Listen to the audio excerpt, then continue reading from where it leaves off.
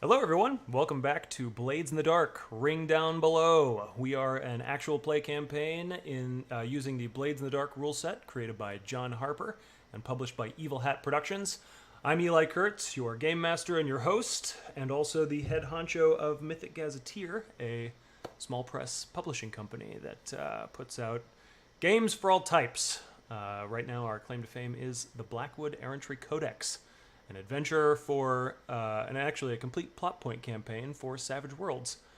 We're going to dive right into gameplay pretty quickly, but first let's introduce our players. So let's start off with Derek. Hello, I'm Derek. I am also a small part of the Mythic Gazetteer. I will be playing Clank, the Akarosi Leech, who has some troubles from our last session, so this will be fun. Yes, indeed.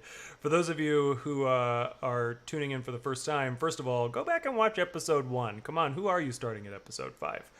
Second of all, if you were not deterred by that snark, then things went down really badly in the last session, and we're dealing with some fallout today.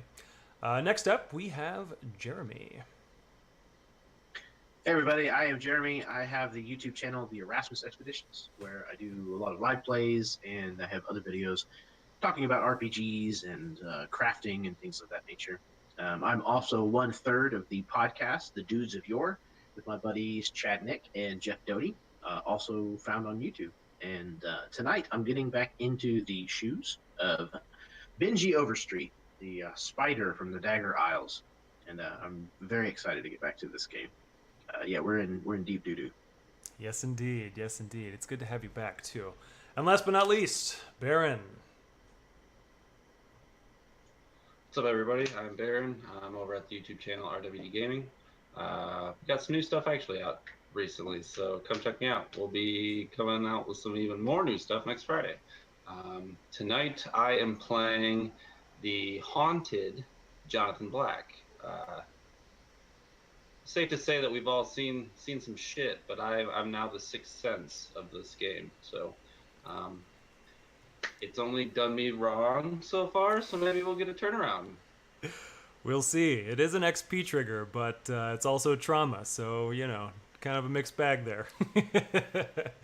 But anyway, we're glad to have everybody back. It's been a little more than a month since the last time we played, and conveniently, it's also about a month in game since the last time we left off our story. Like I said, some real stuff went down last time. By the way, we're an adult show on an adult channel. We're going to use some language, probably going to have some mature themes spread throughout here, so just let yourselves know that before we get too much deeper into this. I'm going to say some curse words tonight.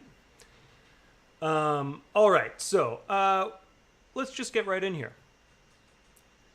Welcome, scoundrels! Once again, KMGX and its affiliated stations are proud to present Gazetteer Radio's program, Ring Down Below, a tale of labor and struggle from the pitch-dark canals of Duskfall. We go now past the docks, past Crow's Foot and the Tangletown Flotilla, and even past the workaday Char Hollow district, to the muddy fields outside Ironhook Prison.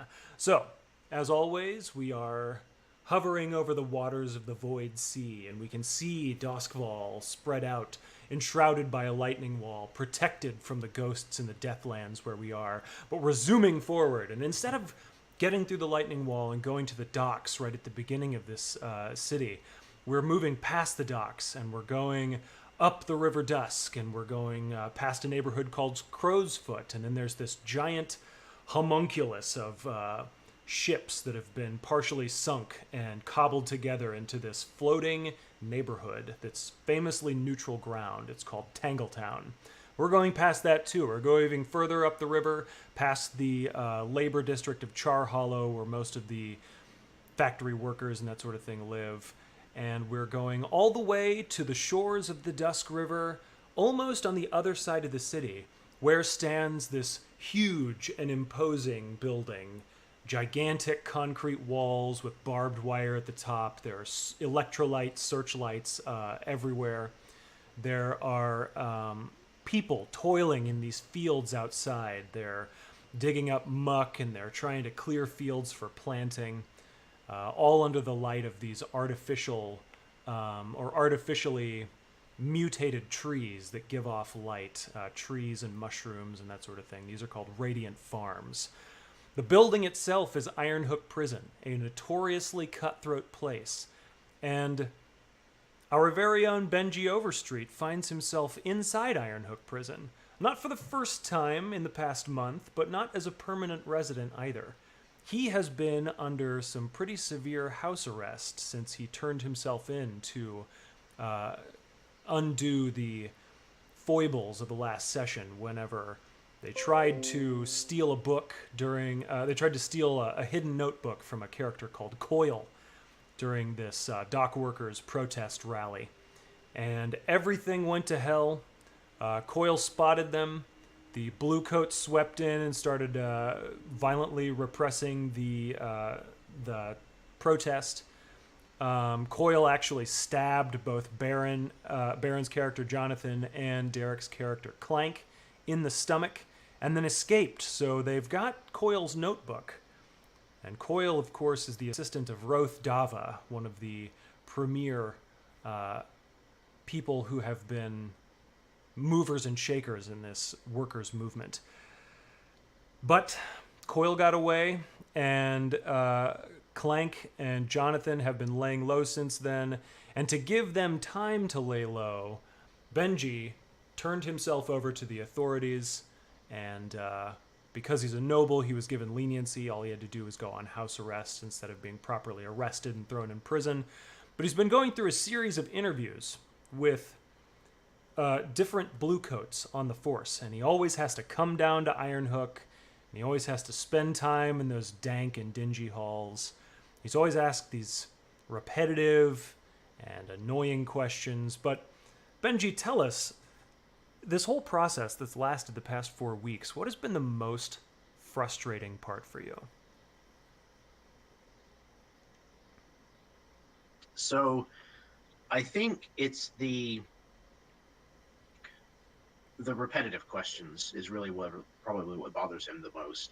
It's the fact that he's answered and given clear, definitive answers every single time, but they consistently ask the same things over and over again.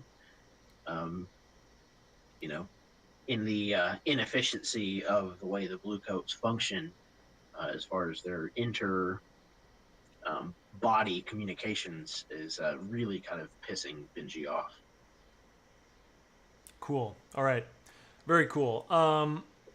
Yeah, so you're there and you're in this frustrating situation, and this is supposed to be the last day of your house arrest. There's a final interview. And these interviews, by the way, you're a noble, so they haven't busted your teeth or anything, but they're much closer to interrogations than proper interviews. And you're in this room. It's typical small, cramped quarters. There's a table. You're seated at a chair. There's a chair on the other side, and there's this electroplasmic light shining down. It's a little too harsh for comfort. There's a big, thick door that you're facing this whole time, and you've been made to wait here for about an hour. This is the longest you've had to wait so far. And then finally, at long last, there's this ka-chunk, and the door opens up, and a figure enters. This figure is one who has not interviewed you yet. It's kind of a mystery what's going on here, but he is an adult. He's a grown man, and he is trim. He's fit. He looks like he's been in the service and been active in the service for a while now. He's got hard lines around his eyebrows and kind of a twirling mustache that he clearly cares about a whole lot. He comes in and he sits down and he just stares at you for a little while. And he says, finally at last, "Mr. Overstreet, I understand that you are a man of high status in this city. I understand this through my associates who have been speaking to you for the past several weeks. Tell me, is this true?" Well, I don't, not to brag, but yeah, Yeah, there's people who know my name. If you've picked up that much from your colleagues, then surely you've also picked up the answers to the questions that I'm sure you're going to ask me. No, Mr. Overstreet. I think you'll find my questions are somewhat different than the questions you've answered so far. Well, at least the different questions. That'll be a start. As a man of status, you understand that this city is built on certain rules. Rules of hierarchy, deference, obligation, and law. And not only as a man of high status, but also as an unfortunate lesser son within a noble family, these rules must be especially apparent to you.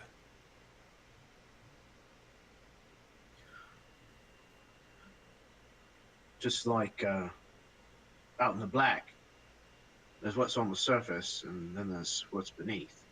So yeah, your rules and regulations, that's on the surface. Are we playing on the surface then? What was your name again?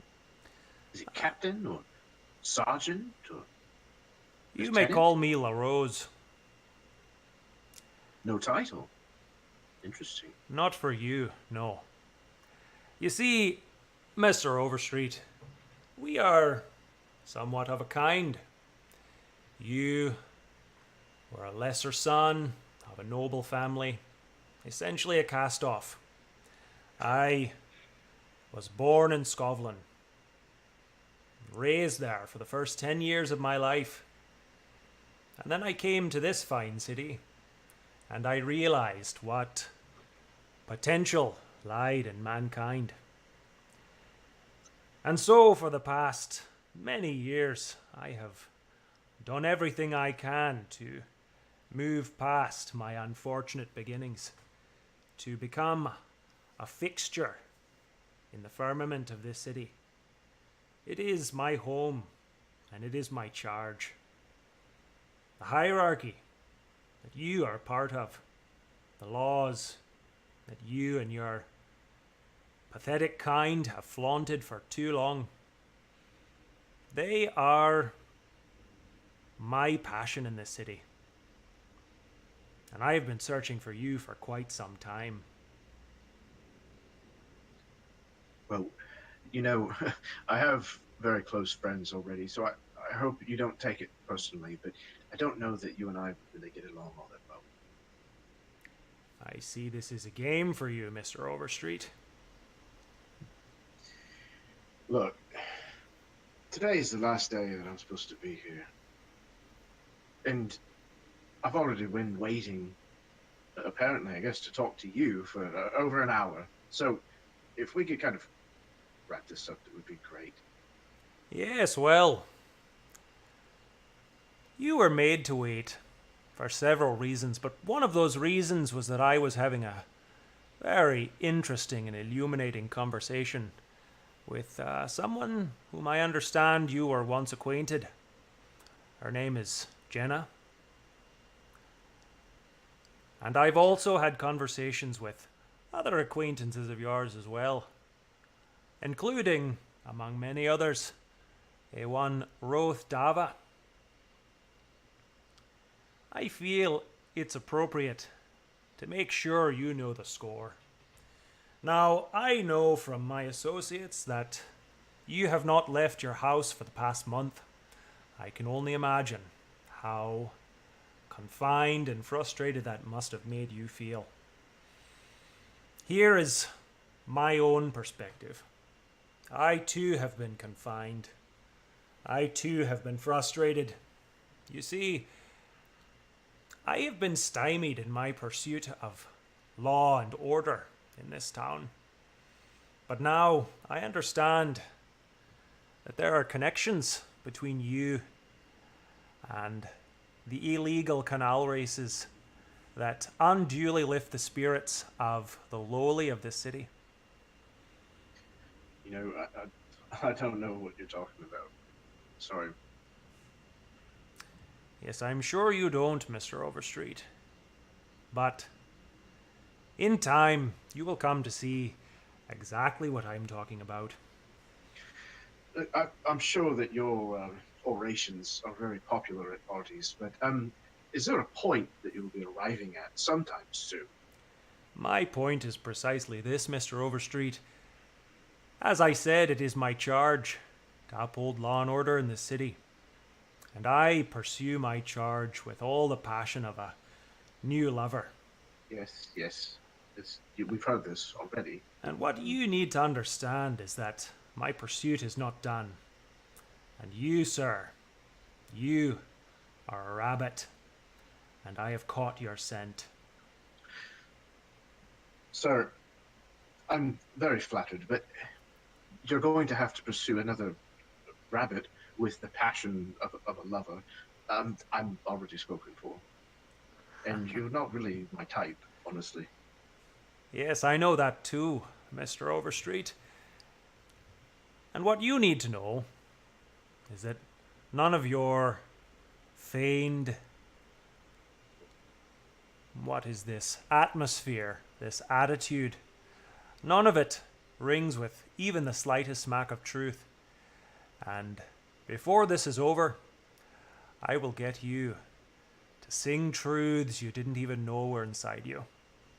He has a file that he had opened when he sits here, and he flips it shut and picks it up. And he gets up and he leans really close to you, and he says, "That will be all, Mr. Overstreet. Do stay in touch." And then he's going to turn around and leave. Thought you were expecting a kiss. You're made to wait for another hour before you can get out of this room. Yeah, and Benji's fuming beneath the surface. I'm sure. Any thoughts that were at top of mind as you were stewing after this interview? Yeah, this guy's gonna burn. Okay. All right. So you're getting out of Iron Hook, and it probably feels very good, but on the other side of town, Clank is in a dive bar called Black as Ink. This is the place where you all enjoyed some fine workers' songs not too long ago, but the workers' songs have ceased. Clank, in your time here, in the past month, as you've been visiting Stasia and healing up from your stab wound, you've picked up quite a bit of news. First of all, you know that the Leviathan hunters are getting cagey. You know that they're hiring fewer sailors, and they're going on longer expeditions. But all other news about the Leviathan hunter journeys is Loctite. You know that because the Leviathan hunters are getting so cagey, the plight of the dockers has been totally ignored by the Leviathan hunters. They were able to provide some under-the-board support for the dockers, and now the dockers don't have that. You also know that both Roth Dava and Coil have disappeared. They've gone into deep cover, and it's not been possible to find them so far. And finally, you know that the Grinders have found a new supplier, and they're talking to sailors again. And what they're talking about is how Roth Dava actually came from Eruvian nobility. And before he came to Doskval, he had a history of busting labor movements back in Eruvia. And so the Dockers are all but defeated at this point. They gained so much momentum, and they had so much hope and so much potential. But now the Bluecoats are breaking every strike. The Dockers are returning those who haven't suffered injuries. They're returning to the factories, but the factories don't need as much help because the Leviathan hunters aren't bringing in enough lightning oil to justify it. Times have never been tougher, and there's a lot of work to be done. And so, as you leave this bar, Clank, and you're headed off to do your final bit of healing, what thoughts are going through your head here? Well, I mean, Clink's just not in a good mood. He has a passion for the plight of the dock workers, and he wanted to do everything he could to get fair wages and fair and safe working conditions for his fellow laborers. And so, after this month is gone, and the last thing that he got to hang out with Benji and Jonathan was this trying to find out who Coil was, and that all went to crap. Mm-hmm. And I don't know what we found out from that. I mean, maybe Clint can't read the notebook, so he's not really sure what's going on in that. But these rumors are not good. That he had a lot of faith in Roth Dava, and now he's angry to hear that Dava was someone who busted labor unions. He's not happy with that. But he's also still really sore because he got stabbed in the stomach. Yeah. And I think you've still got stitches you're dealing with, right? Clink does have stitches, and so it's been hard. For one, he's sad and angry. It's been hard to work because he's been sore, and he doesn't get to blow off steam by doing their boat races because Benji's been on house arrest. So he's all a whole bunch of pent up anger and energy, and he's about to explode. All right. Very good to know. We're going to jump to your downtime actions in just a moment, but I do have one final thing here as part of our opening. Black, you have also had a month to gather news, so everything that I told to Clank is also known to you. However, you've also been dealing with being haunted, and you've also had Coil's notebook to discover things that are going on. So here's my question for you. The ghosts have been unavoidable, particularly Colburn, the one who spoke to you last time. What was really unsettling, what was most unsettling about the help that Colburn gave you when it came to deciphering this notebook?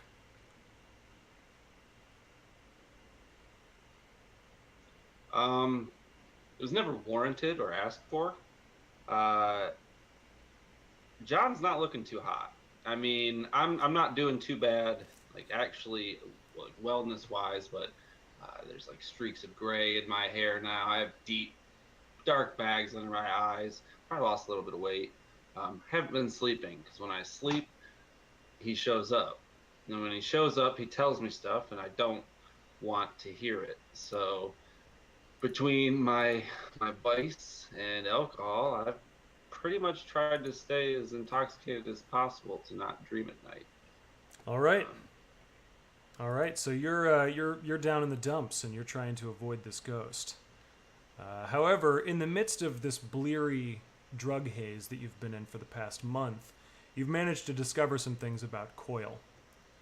Specifically, you've discovered that Coil's notebook is full of all this incriminating evidence at the beginning, and it confirms everything that you've heard via rumors, and even in more painful detail. What's one thing that shocked you particularly about how Roth Dava suppressed workers' movements in Eruvia? What's one particularly inhumane thing? Once he had secured a position or had infiltrated, he would break people's minds through manipulation, extortion. He would find out what you loved, and he would put it in a position where he could take it from you. So some of these labor unions that he broke down were his responsibility, but ultimately on the person that was at the head of it, if not him, because he played their hand for him. Yeah, so it's not just that he suppressed these labor movements, it's that he destroyed the individuals who tried to make them happen. It's like when you build something up so it's so big that when it fails, it just destroys the hope of the people. Kind of like what happened to us. We had so much momentum that was just killed, and now no one has any desire to keep going. Yeah, so I'm sure there's a lot of doubt going on right now. Was this the exact same thing? Was he working with Coil to make this happen? And according to the notes in the notebook, it's ambiguous. It seems like clearly he and Coil worked together a lot, and clearly Coil at least was recording notes about monitoring the exact situation and what needed, what was the best hope they had at every point. And you can track the labor movement, especially your own work to try and foster something. And you can see every time, yeah, he was right. Dava was right. Right here was a moment when we were supposed to do X. And we tried to do X, and it didn't quite work out. That's probably another thing that freaks John out is like when I get to the page with my or our little endeavor, that's where the panic sets in that I was a pawn. I'm violated. Yeah. Okay. So that's what's been going on. And now what we're going to do is summarize the downtime actions that people have taken during this time. So what I said off screen is that Clank and Black both suffered level 3 harm. They were stabbed. However, because Black had Tough as Nails as a special ability, it was downgraded to level 2 harm. In the past month, that's been enough time to recover mostly from a stab wound. So Black cleared his entirely. Clank managed to heal his up to the point where it's just stitches. But there's still a little bit of stuff that needs to be done to heal up Clank. And I know that the rest of you had downtime actions you wanted as well. So let's go ahead and go through those. The one I want to do first is Jeremy. You are doing Incarceration, which means you give up the second downtime action that you have, and you just need to make an Incarceration roll, which is 1 die for each PC tier level. And so our tier is tier 1, so you're just going to roll 1 die, and we'll see what happens here. So this is just like a roll fortune? Yes, yeah. Okay, roll fortune. And you said 2 dice? Correct. Okay. Oh, sorry, no, it's just 1 die. Oh. It's a tier 1. Okay. Fortune. 1 die. Nothing about the input value. No, I don't think so. I mean, if it says a note, you can say Incarceration, but that's all. A 2. I'm sure that's good. A 2, yeah. So your time at home was horrific. And in fact, you suffer a trauma because of your experiences. Great. You don't add any stress or anything, but you do add a new trauma. And I think you just gained one too, didn't you? I did. Yeah, Oh, I man. am currently reckless Uh-huh. because of our hasty flight from having been caught. He is now reckless behind the wheel. Yeah. So how did your incarceration, your house arrest, and this series of banal interrogations, how did this give you a new trauma, and what trauma is that? So I'm taking the vicious trauma. Ah, okay.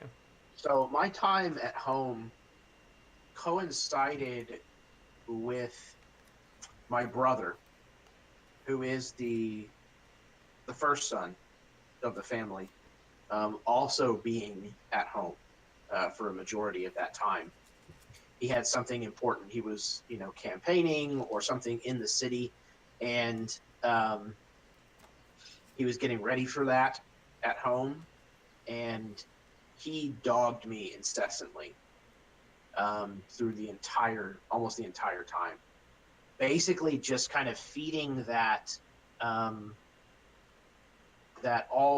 seed that Benji already has of not measuring up, because he's doing this great, public thing. He's going to be big. He's, already made a name for himself, has a lot of money. He's going to inherit the family business. And here's, Benji, on house arrest for being a thug. So, yeah. So, I think at some point it actually became physical. Oh, wow. And we actually probably got into it with each other pretty good. And so now Benji has kind of a lit fuse at the moment. Yeah. You've discovered a taste for hurting people, either physically or emotionally. Yeah. All right. You're working through some stuff. It's tough stuff over in Benji's life. I get it. All right. So that's very nice. And let's do our other two folks' downtime actions. So I know, Clank, you wanted to heal, right? Okay. Yes, I'd like to heal and indulge my vice. Okay. Cool. So let's go ahead and make the healing roll. Let me see here. Downtime, healing. What do we got? It's gonna be recovering, actually. So you will roll Tinker for a PC with the physic or special ability, or the quality level of an NPC. And so the quality level is equivalent to your tier. Stasia, as I am assuming, your NPC that you're working with. Yes. And so that's going to be, well, but Stasia does work for a tier 3. A tier 3 noble house. So you actually get to roll 3 dice for this. Great. And then you mark a number of segments on your healing clock. So if you get a 1 through 3, that's 1 segment. Looks like you got a 5, so that's going to be 2 segments, which means that your stitches are going to be halfway healed up.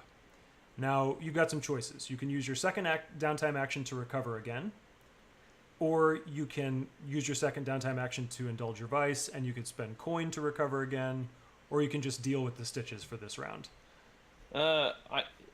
I need to reduce my stress because I am one away from another trauma. Makes sense. So I need to do that. So I don't have any coin, but our group has 3 coin. If the group wants me to be fully healed, they can let me try that again, or we could just deal with me being less effective. Sure.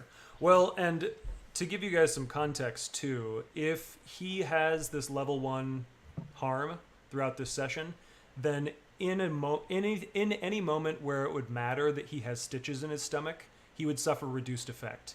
So like if he's planning something ahead of time and he's doing a lot of flashbacks, setting up bombs and that sort of thing, that's not really going to matter. But if he's like running to chase someone down, or if he's in a physical fight or something, that's going to matter.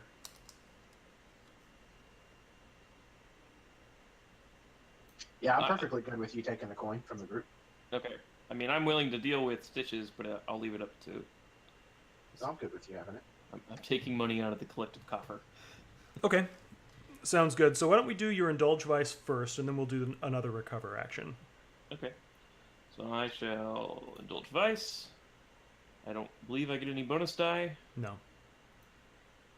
I got a 5. Nice. Okay. And let's see. So Benji did not indulge his vice also, which means that your special ability doesn't factor into this, Benji, right? Right. But you said that the incarceration takes your second downtime action? Well, it just means that Or it instead takes of both. doing 2 downtime actions, you only can do the incarceration roll because you've Got been it. in jail. Yeah. Perfect. That's fine. Yeah. Okay. 5 stress is that's a 3 lot. stress is better than 7. Yeah. Very cool. All right. So you want to spend that coin and go ahead and do another recovery roll too, then? Okay, let me mark the coin off our group page real quick, so I remember. And while you're doing this, I'll go ahead and let you know that Stasia was pretty miffed with you whenever we last saw her. She was dealing with a lot of stuff that you put on her plate, and she didn't want to deal with. Ooh, so you got a 6. Okay, so that You mean means... like bringing a hostage to her shop and then a ghost appearing outside of it? Yeah. I don't know why she'd be angry with me. And even before that, at Freud's party, you put her in kind of a compromising situation too. So it was just really not a great relationship between you and Stasia for a little while. But this past month to recover, you're laying low, you're not causing trouble, that sort of thing. She is a caretaker, and she has really taken care of you. And so a lot of that fence has been mended between the two of you. It hasn't been super romantic. There have been like maybe a couple of passionate moments or something. But you're still kind of in the doghouse. But my stitches kept getting in the way. Yeah, exactly. There's a lot of reduced effect going on. So that was going on, and you're finally recovered from your stitches. So she's kind of taking them out, and we're in her apothecary, and she's cutting them and kind of looking at the wound, and she says, "Well, I mean, I don't know what to say. You're gonna have a scar, but I guess it's not your first. Am I gonna lose the leg though? You didn't get stabbed in the leg. You got stabbed in the stomach. What are you talking about? Oh, okay. I just wanted to make sure I get to keep my leg. You gotta keep your leg, you big dummy. It's all thanks to you, Sweets. Yeah, and like it's at the point in the recovery when she can be tender and jokey to you, but as soon as you're tender and jokey back, she kind of ices up a little bit. She's like, "Yeah, well, anyway, you're better, and you can go off and do all of your crazy illegal stuff again, I guess." Oh, I think I'm gonna go smother the parrot in celebration. Smother the parrot, huh? Yep. Gotta love that green booze. Yeah, well, say hi to the spirit for me. I haven't had that in quite some time. Well, why don't you come with me? I'll pay. And he pulls out his pockets, and there's nothing in them. She kind of chuckles, and she walks up to you, and she puts her hand on your cheek, and she's like, "Just take better care of yourself, okay?" I'm hoping to. I've been really, riled up this month. You heard about Dava, right? Yeah, I did, and that's what's got me worried. Okay, I don't think But I can. think about all those workers, Stasia. You gotta help them. Sure, we can think about the workers, but maybe you could think about me too. I mean, I don't know how much more reckless living I can deal with. Something to think about. Yeah, it is. Okay, so just like I said, take care of yourself and come You back. be sure to let me know if you need anything fixed up around here. I mean, I guess you could make me a sandwich before you go. Okay. Can I make one too? For me? Sure, yeah. I mean, you're still injured. I guess you gotta recover a little bit. Hot dog. All right, so you go off to her kitchen and you start making sandwiches for the two of you, and she kind of watches you as you go away, and she shakes her head and turns back to her medicine bag and starts closing stuff up. Meanwhile, Jonathan, you've got some stuff you want to take care of during downtime as well. What's on your list? Right. I've clearly been indulging in my vice. Mm-hmm. So I would like to do that. Sure. And then I would like to try and advance my Organize the Dockers Union timer. Okay, striking out on your own. Leaders be damned. I like it. I gotta keep myself busy. If I can't sleep, I gotta stay moving. So Mhm. I've been particularly busy, I would say. For sure. For a while, I was trailing behind Benji's escort to the prison, just to paranoid watch that for a couple days. I have been relentlessly trying to decipher this notebook. It's a good thing that I have not taken other trauma, hopefully, because I would be paranoid. Yeah, well, and let me say this too. You have right now 2 stress, I think. Is that right? Yes. Yeah. So if you want to indulge your vice, you can, but if you roll higher than a 2, then you're going to overindulge. That'll knock me out for the game on it. Well, Okay, not necessarily, but let's see here. To bring the effect of this bad decision into the game, select an overindulgence from the list. So either you attract trouble, we roll a new entanglement, which has been like the interrogations that have been happening in downtime for this entire time. That's the sort of thing that you can expect from an entanglement. Or you can be a little too reckless and you're going to gain heat from overindulging while you're bragging about your exploits. Or you're just lost, your character vanishes for a few weeks. That one is the one that I would not recommend. Or you're tapped and your current vice purveyor cuts you off and you have to find a new one. I have a question, and I don't mean to interrupt, but we have a level of wanted. Is that taken care of?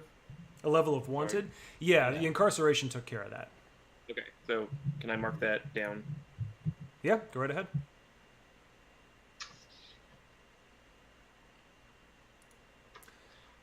Maybe rather than indulge my vice, these paranoid actions have all cultivated into me working both my actions towards organizing the labor union here. Sure. I'm putting pieces together. I'm finding out who's trustworthy, who is used like we were. Maybe I've been in contact with Valeris to get whatever I need. So maybe spoke with him for a bit. I gathered some information, I would say. Yeah, that all sounds good to me. So, what action are you going to use for this long-term project of organizing the Dockers? In terms of like a dice roll, Yeah. I'm gonna say probably hunt. Hunt? I've Okay. been- So you're really out there, you're tracking down leads, you're trying to figure out the Dockers that are like still on board with this thing, and you're trying to cobble them together or something like that. Is that what you're thinking? Yeah, I think that since Clank's been down, and I healed kind of quick, sitting around just wasn't gonna do it. So I hit the pavement. Okay. Sounds good, yeah. So go ahead and give me that roll then. And this will be just a hunt roll, and if it gives you the option to put in a note, you can say that it's a long-term project, but you don't have to. A 6. Yeah. All right, so you get to fill in 3 segments on your Dockers Union clock, and remind me what that clock is all about. How many segments is it total? It's 6 segments, and I have 3 filled, so halfway. Nice. Did you already have? I think you had already done some progress on that, right? I had a single tick mark from 2 sessions back. Okay, cool. Well, the 6 let you tick 3, so you'd actually be up to 4 then. Oh. Say what?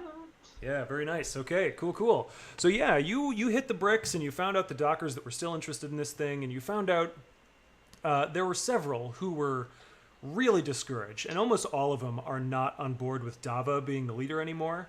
But to a man and woman, child, all of them were like, we had such potential just now, and it felt like we were really close to making something happening, but now it seems hopeless. I don't know that we can come back together. So that's what you've pulled together, right? And what do you want to do for your action for this second long-term project? I'm gonna say the second was consort. I tried getting in touch with my family in the Leviathan Hunters to see what the hell did they pull out for, and what could I do. I know why they pulled out, but I'm gonna try and see if I can find any leverage to use against the Leviathan Hunters to get them away from the grinders and such. Sure, yeah. Sounds good to me. So this is going to be consort to do your long-term project. Go ahead and give me that roll. Yeah, seen that one 2. coming. So you've got one more segment on this long-term project then. All right. So that puts you up to 5 out of 6. That's pretty nice. That's getting close. Very good. Got to find a leader. Yeah, no joke. So yeah, you're talking to the Leviathan Hunters, and you find out, or I guess your suspicions are confirmed. You said you already pretty much knew what was wrong, but you find out that they have stopped paying attention to the dock workers thing because that turned into a really chaotic situation, and they couldn't afford to deal with 2 chaotic situations. Everybody's still really tight-lipped about it, though, so you know this is a chaotic situation, but you don't know the details of what exactly the Leviathan Hunters are dealing with. And at this point, our downtime is finished. We're going to jump into a free play and then a score after that, but I want to take a quick break to get drinks or go to the bathroom or whatever. It is 8 o'clock by my watch. You want to say we meet again in like 5 minutes? Is that enough time for everybody? Cool. All right, so in the meantime, everybody, keep your eyes peeled because we are on the prowl.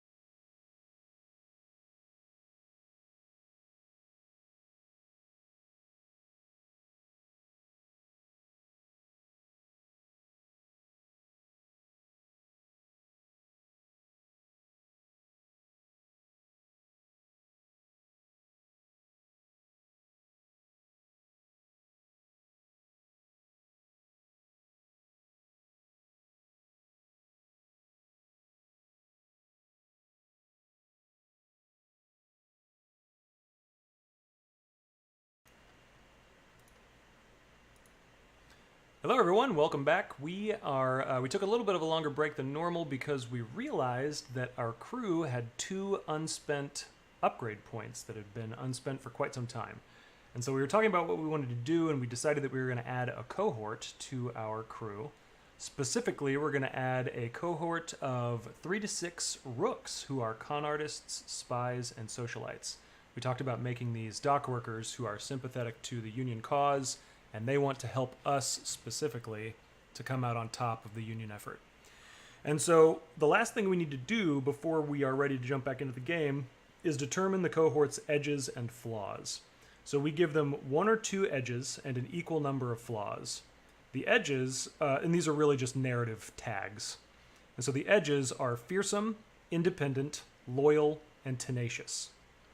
And just so you know, the difference between fearsome and tenacious is fearsome is the cohort is terrifying in aspect and reputation. Tenacious is that they won't be deterred from a task. So you've got those 4 to choose from. I like tenacious. Mm-hmm. I was gonna say tenacious or loyal. You could do both. It's possible to pick 2. You just have to pick 2 flaws. And so let me... Can we hear the flaws? Yeah, so the flaws are principled, savage, unreliable, and wild. And to give you a little bit of an idea what those are, principled, the cohort has an ethic or values that it won't betray. Savage, the cohort is excessively violent and cruel. Unreliable, the cohort isn't always available due to other obligations, stupefaction from their vices, etc. And then wild, the cohort is drunken, debauched, and loudmouthed. Well, that's Clink.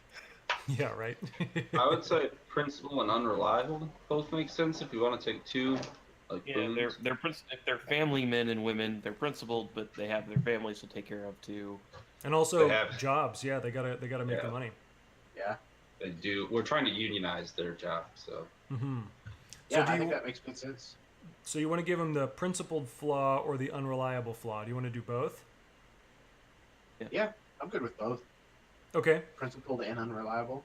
And then for edges, again, you've got fearsome, independent, loyal, and tenacious. I agree with Baron. Like tenacious and loyal, I think is what my vote would be. Sounds good to me.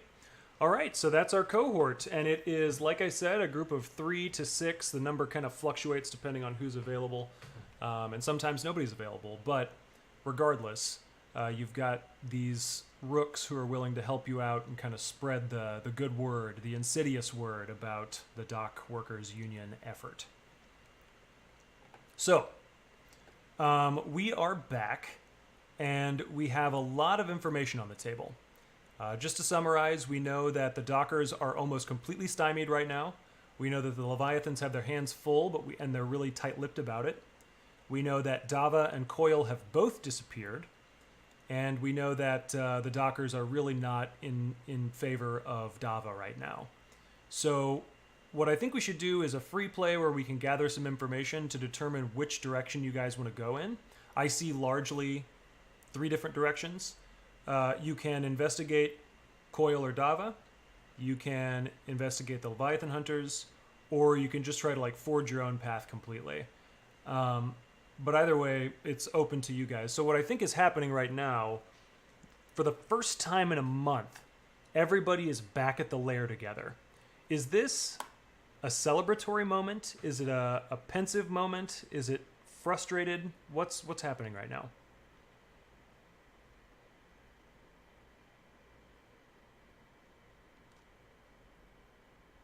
it's about as happy as 3 deranged. Deranged is the wrong word. Abused members of society can be. I think John actually met up with Benji once he was kind of out of eyeshot of the prison. Got him with a hug and, God damn it, mate, it's been good to see you. You have no idea. You're the first friendly face I think I've seen in a month. Friendly face, I've been talking to Ghost, man. Well, you do look like shit, but I wasn't going to bring it up. You see this? This is great. I noticed you added a little bit of highlighting to your hair there. It's, what the hell is going on with you, Jonathan? I'd reach into my coat, and I'd pull out this, the recognizable book that we stole from Coil. He kind of looks around. What are you doing? I just spent a month for that stupid book. Shh. You have no fucking clue what's in this fucking book, man. What? I hope it's good. I hope that it was worth it. Good. We are this close to organizing something if we can get the right fire under someone's ass to lead this motherfucker. But what are you talking about? I haven't had any news other than what my family saw fit to actually feed me. So at this moment, like looking like Charlie Day from Always Sunny when he's trying to explain Pepe Silva, I barrage Benji with this major conspiracy about Dava, relaying all the information. Tell you what, man, it's all in here. I got the right connects in the right spots. They're just not always available. We need a leader. Dava, you really think that this was all a ruse? I guarantee. He picked us up so we could fall on our faces. To what end? Money, man. It's all about money. And keeping it away from the poor folk. But whose money? That's the question. Dava's he may not be a pawn the way that we are, but he's no better than a bishop or a knight. Who's the king? Black, who's the king? I don't know. I don't have that information yet. I'm working on it, man. This close. Well, we ought to get Clank and get right drunk. At that point, Clank appears at your predetermined point of that you're meeting. I don't know where exactly we're meeting, but he's got a bouquet of flowers and he gives them to Benji. He says, "Welcome back to the outside world." Thank you, Clank. This is a wonderful surprise. So He says, "Careful around the bluecoats. Those might have been stolen."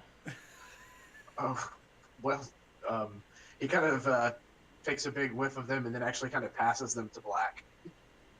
So, what do flowers? What does a bouquet of flowers look like in a city that hasn't seen the sun in 800 years? They're sticks. Cool, like withered stuff. It's a very Addams Family kind of bouquet. Delightful. It's weeds. All right, so you guys were talking about getting drunk, and I think that's a wonderful chance for you guys to put your heads together and figure out what you want to do next. So are you going to Black as Ink, the working class dive, or are you going to Peg Leg Pete's, the kind of well-to-do parlor? What are you feeling? Black as ink is where Clank would like to go. Yeah, but if we're thinking about talking about Dava and Coil, that probably increases the chance of getting overheard by somebody who knows what the hell we're talking about. Are we trying to meet up with anybody? Or are we trying to talk to three of us? Because at which point we could buy some booze and come back to the lair. That's a good point. That would probably be it. So just get a case of booze and just go back to our hideout. That works. Makes sense. Cheaper. Okay. So flash forward to you're back at the lair and you've just cracked open this alcohol. What kind of alcohol is it, Baron? It is. Wait, you're letting Jonathan choose? Yeah. I have boosted my tolerance. Just simple booze isn't going to cut it. This is like the Duskvalian equivalent of Jägermeister, except for it's got like some demonic fish blood. Like the low tier Leviathan, like Leviadolphin. Okay. So instead of tasting like licorice, it smells like fish. Tastes like it too. Ooh, great. Wonderful. I love it. It gets worse. So I was going to get like the Duskfall equivalent of absinthe, but that sounds pretty good, Baron. We'll do that. All right, so you guys are drinking up, and things have progressed for a little while, and it's finally time to start making plans. So Lay it all out. What do you got, and what do you want to do?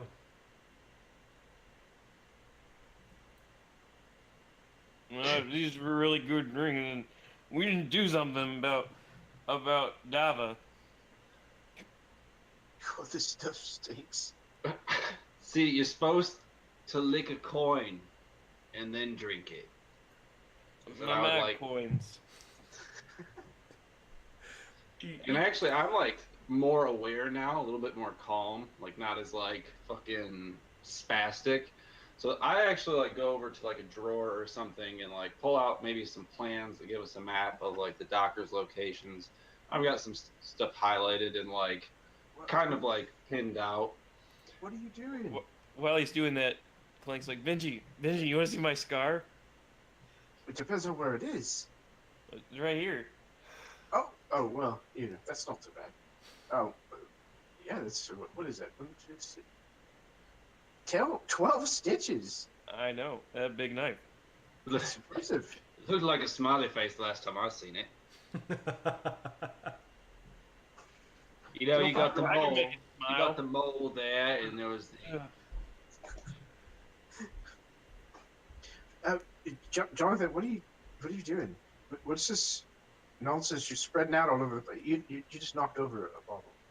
I actually probably hit the bottle. And like I pull out the notebook and I throw it in your lap, and it's like, what the fuck do you think it tells you in this? That Dabo was just here to have a good time? It tells me everything. And I've been figuring it out, whether I wanted to or not, because Colburn has come to me every single time I've fallen asleep in the last month trying to figure this out. You should tell him to go away. Yeah. As if I haven't tried it, mate. As if I haven't tried. But does it answer the important question? I told you, I'm not there yet. Is Coil a man or a woman? It's been Who some cares? time since you've been out of your house, and I get that. We'll get you laid after we leave here, mate. Coil? But- Not with Coil. No, I don't want. No. She stabbed you, and Clank. What do you think she'd do to me? I don't. Might let you stab Yeah, her. Not yeah, really. Kyle stabbed Jonathan. Stabbed him real good. Yeah. It's neither here or there. Look, If you've already read the book, I don't understand. Are you wanting me to read it? I guess I'm that's too- not really important. I'm too drunk to read it right now. Yeah, I can't read the handwriting. There's like a cup of lemon juice and a Q-tip on the table, and he kind of like, Well, the cup of lemon juice is gone because Clank is drinking. all right. So we can.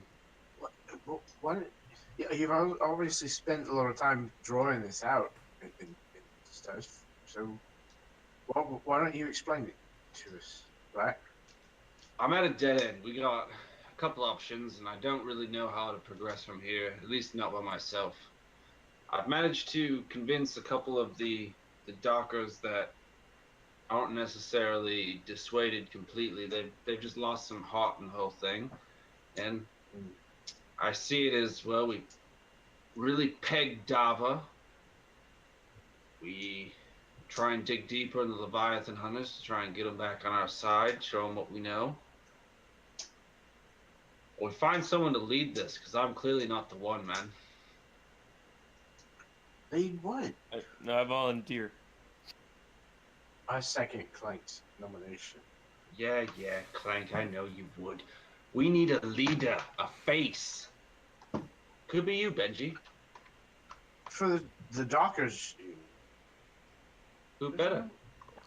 I'm not a Docker for one. I don't think anyone's Shit. going to follow me. Dava obviously wasn't either, and he was our best bet back about a month ago. Obviously not. We just thought that he was. What about that guy with the crazy hair? And the beard.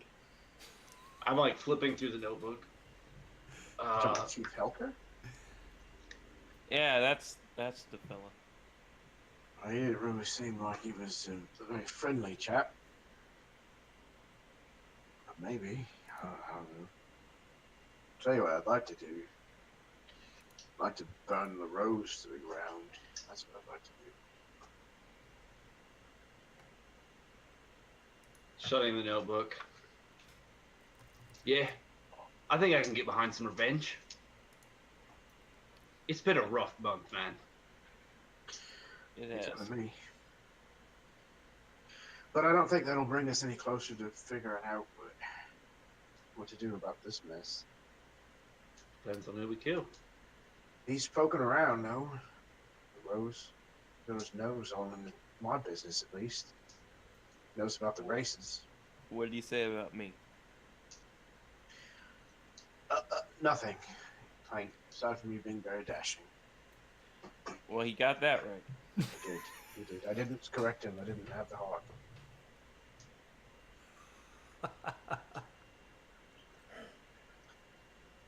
I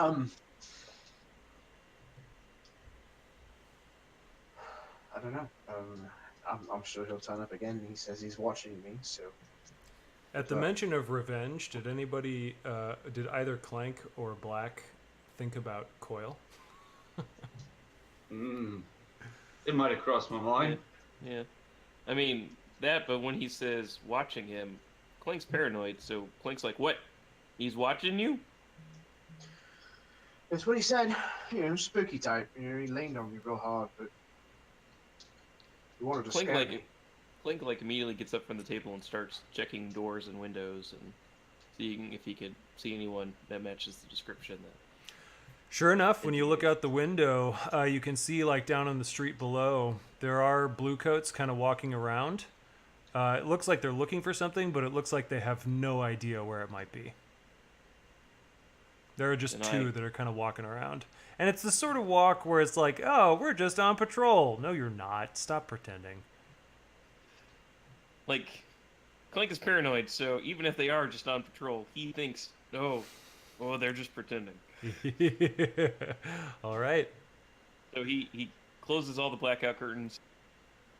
You He goes, hush, hush. What? There's blue coats out there. There's always blue coats out there. But now they're watching you. All right, fair enough. Let's speak in code. Speak in code. What? I'm inebriated. Blank. You are speaking in code. I'll be Chunk instead of Clank. Oh dear God. The fuck you gonna call me, Gray? That's good. What's my name gonna be? Understreet? No. Ijnib. It's Clank. Did you ever It's get hit not in the Clank. head? Oh, I'm sorry, Chunk. Did you ever get hit in the head with a wrench? By any No, man, he chance? got stabbed. Well, yes. Thank you, Gray. Where you been the last month? He's been in jail. Don't be rude. I need more to drink. He gets up, like, goes and finds another bottle. I flick you the coin. Did you lick this one already? It don't matter. It not matter to you. And he kind of wipes it on his jacket. now it's fine. That was the deciding factor. Hey, are we gonna race anytime soon? Man, I would like to. But again, what are we going to do about this other situation? We've already got a lot of eyes looking our direction. You could hunt down Coil. I'd like to coil Coil's neck. Yeah, I imagine. Well, You must have had time to think. What do you think we should do, Benji? What do you want to do? Yeah, you told should. you. Yeah, I told you what I wanted to do. I think LaRose will have to wait. But if revenge is a dish that the two of you would like as well with Coil, I could be keen on that. We better get some ice. You know, revenge best served cold. Yes. Shut the fuck up, man. Yes. Illuminating. Oh boy. Well, from my eyes and ears on the pavement, I have no fucking clue where Coil or Roth went. But the Weir's one What do you avenue mean? I haven't tried. No one knows where they went, man. They're gone. They disappeared. How? They just disappeared. They were like the front runners of an entire union movement. Did you not listen to anything I told you on the way over here? Most of it. Most of it. All right. Maybe they just took the bandages off. Maybe. I certainly wouldn't know what they look like with them off. We'll look for someone that matches that height. So, It's really there's not that Frank, many actually, people. did you get hit in the head? so I was This there looks when you got good. stabbed. I haven't seen you too much in the last month. So, Black, you said there's another avenue. Something you hadn't tried. Well, I told you I've been talking to Colburn in my sleep. Oh. I could ask him. Then she gets all cold and clammy at that. Yeah, my face is actually pretty grim and like kind of pale at the mention of it. You want No. to ask him. You know, there's a lot of things I don't want to do, but there's one thing I really do want to do right now. And that's talk to your ghost? No, it's to kill that bitch. Oh, well, fair enough. And I mean, you're going to willingly speak with this Colburn again. I'm not Maybe- gonna be here. It'll be the first time that I've willingly spoke to him since since a month ago. And Yeah. I'm gonna need more to drink before I'm ready to be in the room for that. I'm afraid. I don't recall that being willingly. no, I asked him for his assistance in like scanning the building we were infiltrating. I think is how it went down. Or did I just see into the ghost world? I don't remember exactly the details of that. You're talking about when you found Coil's notebook up in that office? Yeah. Yeah, where you like, you used a tune to look into the ghost field and see through the wall of that building. That wasn't. You did specifically talk to Colburn just before then when you were interrogating. Who was it? Eckerd in the alleyway. Eckerd. I forgot about him. Yeah. We ruined his day. Yep. Sure Um, did. Whole week, in fact. I'm okay with that. He's got trauma now. Well, I'm willing to do it. Okay. Cool. So you want to try and talk to Colburn as a gather information thing. Yep. So, what question do you want to ask Colburn? You've got that list on your playbook if you want to get some inspiration. Where exactly? Oh, is it? It's at the bottom of the sheet. Yeah. And Benji, I want to point out you do have that weaving the web special ability. So if you gather information using consort, you get +1 die for that. If it's on the target of a score, that is. How can I find X? How can you find X? Okay, so you want to know how you can find Coil then. Is that what you're saying? Yep. Cool. Yeah, so let's see here. Gather information, you pick an action, and then you make a fortune roll based on the number of dice in that action. So which action are you going to be using for this?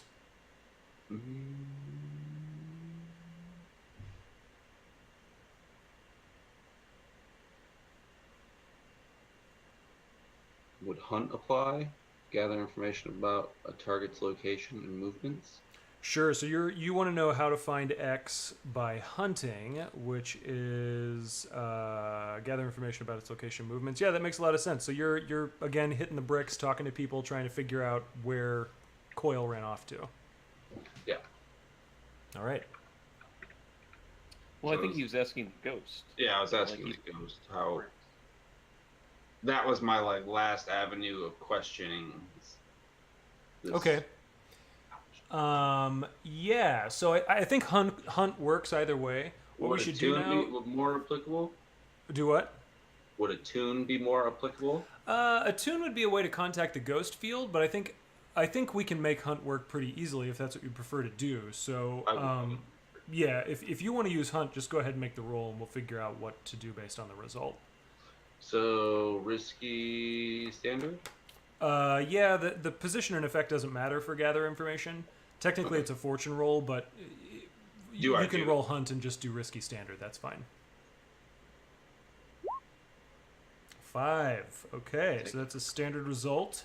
You get good details. Clarifying and follow-up questions are possible. So you are it's this night, right? The party is over and you are lying in bed just waiting for Colburn to show up. And then sure enough, you start to feel this drip, and it's like a drip and a pop, almost like pop rocks in your mouth, but it's happening on your chest on this bed. And you look up and you can see electroplasm seeping through the ceiling, dripping and popping right down on top of you. Are you going to stay there or are you going to move? I would say that this is probably like sleep paralysis. Like I'm Oh, I love it. Yes, it's okay. Yes, it's like sleep paralysis. I'm John Constantine sitting in a chair. Yeah, okay, dudes. cool. So Colburn drips down onto you over the course of like 2 or 3 hours, right? And it's just agonizing what's happening, but you can't move. And in fact, you can hardly even blink. And eventually Colburn materializes on your chest, and you can feel the weight of Colburn at the same time that you can feel this kind of static popping all over your chest. And Colburn's face is hovering inches above yours. It's desiccated, like we said. It's got really stringy hair. And he's just like, "You have a need. I feel it. Feel it through the veil. What is your need?" With like a noticeable strain to like pull my face away, but able to do so. I need your help. Yes. What help? Do you need secrets? Where is Coil? The seed! Colburn sits up, and you remember that Colburn is an ancestor of Coil by kind of a roundabout way. And Colburn is like looking around over and over again, kind of frantically, sort of joltingly. And then he looks right back up in your face. I can take you to this progeny, this foul descendant. You must follow. And then Colburn, it's not a leap because Colburn doesn't have feet, but Colburn does the equivalent of a ghostly leap off of you, and it actually not only jolts you out of your sleep paralysis, but jolts you up onto your feet. So you stagger to your feet, and then you stand up, and Colburn's already on his way out of the place. And what did you wear to sleep tonight? I don't think I got undressed. Okay, so you're still wearing the same Yeah, thing. we had enough to drink that it was like I just kind of carelessly laid down on Yeah. like the couch or something. So you're still probably feeling a little sloshy too then. Yeah.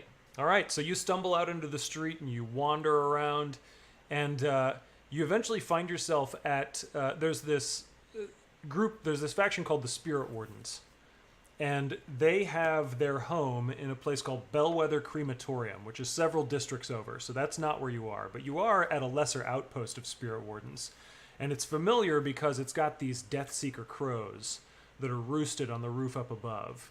and they're all larger than normal crows, and they've got these bony growths around their eyes, and their eyes kind of glow. And from what you've heard, they don't actually have eyes, they just sense things through the ghost field. But what you know for certain is that anytime something dies, the Death Seeker crows know it happened, and they immediately fly toward the source of the death, and they circle over that until the spirit wardens can come and claim the body. And Colburn is like shrinking down to the point where not only is Colburn almost insubstantial, but also very small, maybe just 6 or 7 inches tall, by the corner of this low wall. And you're standing here and you're looking at this Spirit Warden outpost, and Colburn is right down there, and he says, The veil is weak here. A ritual where the veil is weak, a spirit well. and then eventually, like immediately, clampers back down again because you can see the crows that kind of rustle up above when Colburn shouts. But Colburn says, Spirit well, seek the spirit well. Use the ritual, pierce the veil, seek out, coil, and take the knowledge of his hiding hole.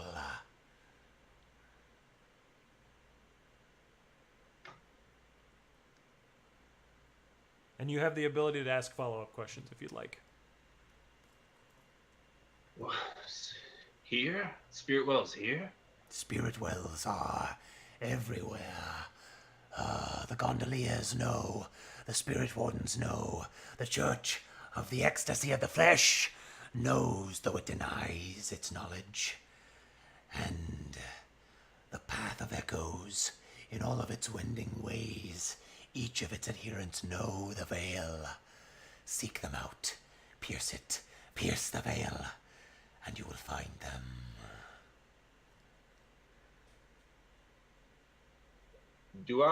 Would I have knowledge of what kind of ritual he's talking about? You know that there are all kinds of rituals that involve the ghost field and spirits and what they call the veil, which is really just another name for the ghost field. It's like the ghost field would be like the scientific name for it, and the veil is the superstitious name. Gotcha. But it's the one the ghost is using, so take that for what you will. And yeah, you know that like anybody in town knows of a whisper who knows a ritual that could help you contact something beyond the veil. Had we gotten in touch with a Whisperer before? I think so. I'm almost certain that a whisper is on one of your playbooks as a contact, and probably not like your ally or your rival, but still you have access to all those contacts. So take a look at your playbooks and see if there's a whisper. But that's basically what you find out. And so you come back the next morning or whenever you stumble back home. I almost picture like I wake up and I'm in bed. Yeah, I love it. I love it. And you still have sleep paralysis for like 10 minutes. Sucks. Yes, sleep paralysis does suck. Okay, so yeah, it's the next morning. Gather together, and you can relay this information to the rest of the crew. I would say, like, as they're getting up, though, Clink sits straight upright and says, "Why is it so dark?" And he's got a bucket over his head.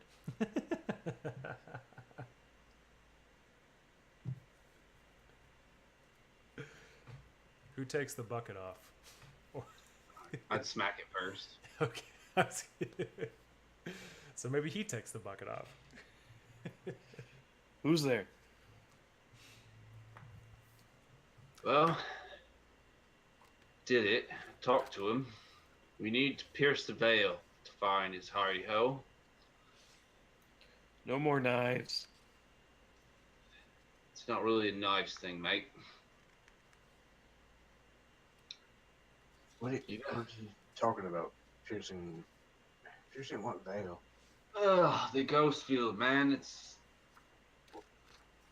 You mean like going to like a place where there's more ghosts on purpose? sorta. I mean, we need someone who can get us answers.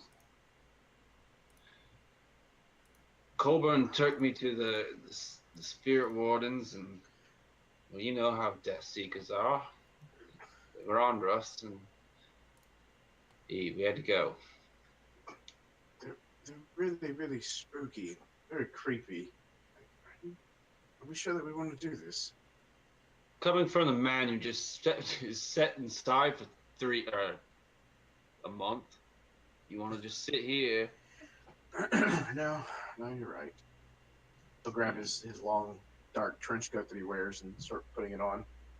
No, I promised Stasia I wouldn't do anything crazy. Is this gonna be okay? As far as I know, it's gonna be the Whisper that's doing the crazy shit. I earned that sandwich. So which one of you knows a whisper? I do not. Anybody? Maybe it's on the crew playbook. Let me What see. is a psychicer? A physicer, probably. Physicer. Physicer would be Yeah. like a doctor or something. I know a priestess. I don't have a whisper, but I have an information broker who might. Ah, yes, yeah. And sorry, Clank, you said you have a priestess? Yeah, listen, there's something about. That Church could of certainly be something. a priestess of a cult who would be a whisper, yeah.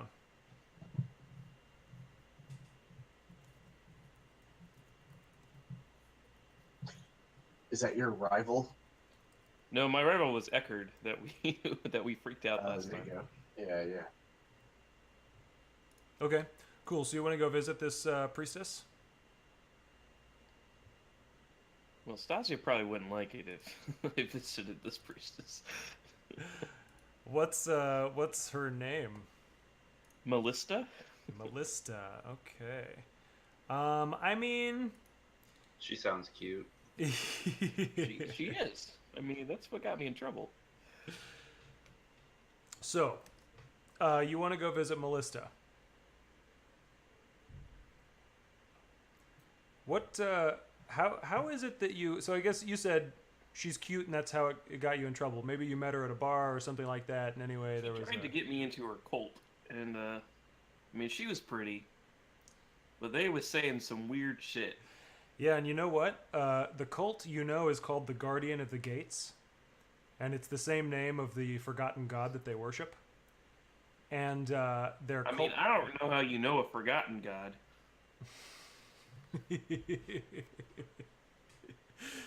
And their cult practice is a sacrifice, specifically something slain by arcane means, electrocuted, spirit shattered, death cursed, something like that. So you know that if you want information from Melissa, you're gonna have to take a sacrifice with you. And so I relay all that, and I mean, I told everyone we didn't end on the best terms. Yeah, Benji has probably fallen silent, like during Clank's explanation of his connection to this woman, because And I mean, he's he went into detail. just- yeah, Benji is just dumbstruck by the fact that this little slice of Clank's past. he It's just a little kinda shakes slice, his all head. right. So you want to I Go don't want back. to. Oh, okay. I mean, I'm risking my leg going back there, and trust me, I just got to keep it. Melissa was the cult. Yeah, she was hot, man. Let's go see her. The one that we have to sacrifice something. I But it just doesn't have talked to to be a a human. ghost. I've sacrificed a lot. What's a little more? I don't think it means just Saturday afternoon, Black. I think you're gonna have to sacrifice like something, like a creature, like an animal or a person. Well, I'm not really too hot on the Death Seekers right now, so yeah, let's do it. Coral needs to get hers. I haven't slept in a month. I always slept real good after that with Melissa. Honestly, I kind of hope that maybe I will too. Nothing personal, Clank. You guys said we're over, right? So I you was guys there know in the docks there's a place called the Menagerie, and it's full of rusting animal pens, water tanks, gaudy signage, and sailors traditionally drop off any curious creatures they pick up on their travels there. And there's a guy, Captain Rye, who incorporates these animals into these makeshift zoological displays. But they're available for purchase if it's something that you want to do. Now, Are they available to steal? I suppose. I have a question that might be too much, but would there be any way of knowing whether or not LaRose has a pet? Sounds like a great question for a gather information. And you can make that a really pointed question too. So Yeah. I think maybe the more interesting question is, what pet does LaRose have? There you go. Okay. Now, I don't know if. Okay, so we haven't set a score yet. I mean, do we need to do like a long-term plan? Like our score Yeah, now it's- is to get this, so that Right. our next score is to get Coil, or is that pushing things out too much? I think it would be That's easy what I was enough. worried about. I try to think of it in terms of like what's most dramatically interesting, and like getting back at LaRose is interesting, but there's a more potent dramatic moment with him. So I think out of the options we have on the table right now, interrogating Coil or like getting revenge on Coil is definitely the most dramatic, and stealing something from LaRose could be handled in free play just with a single roll. Specifically, we could do a downtime activity to acquire an asset. Okay. Okay. Because the reason I was asking is because I have the Weaving the Web, where I can add a plus. I can add a die to consort whenever I gather information on a target, but it says specifically for a target of a score. Ah, yes. So I don't know if it would technically apply in this situation. Since not unless we wanted to score is make not- stealing this animal the score, No. which we can do. No. I don't want to take that much time doing that. Okay. No, I had some really good plans of like freeing all the animals in the menagerie and taking one, but We can certainly do that instead. This Sure. is just a little bit of Benji wanting to I get don't know. back. Have at you this seen guy. John Wick?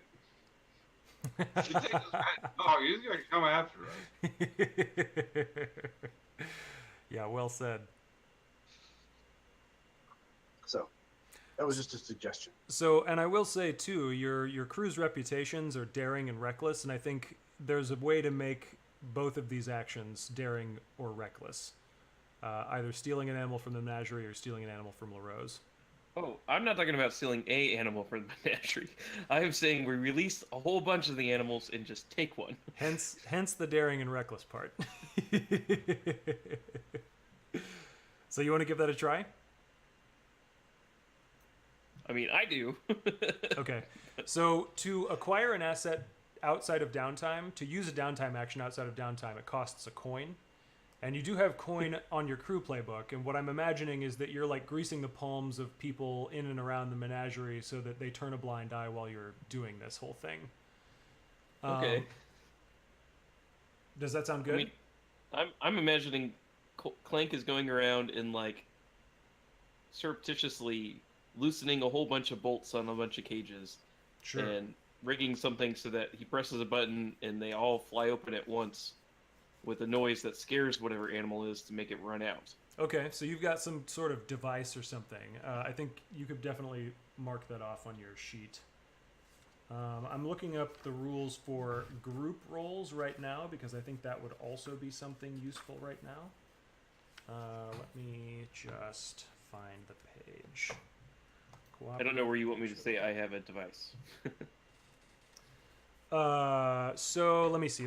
I have your playbook open. Let me just look at that really quick and let you know. You can say that on your load, fine wrecking tools, you have something that allows you to wreck these cages. You know, you're loosening the bolts. You have a device that opens them all at once.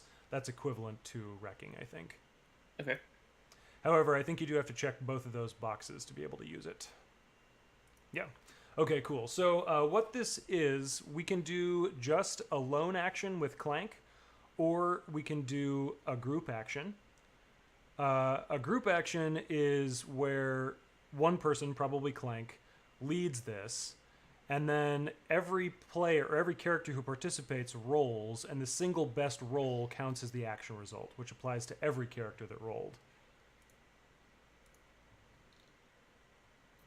And let Honestly, I was not paying attention. What? What I said was that you would lead this group action, and everyone would roll rec or whatever for this action. And Means then tinker. the single best roll counts as the action result, and that applies to every character who rolls.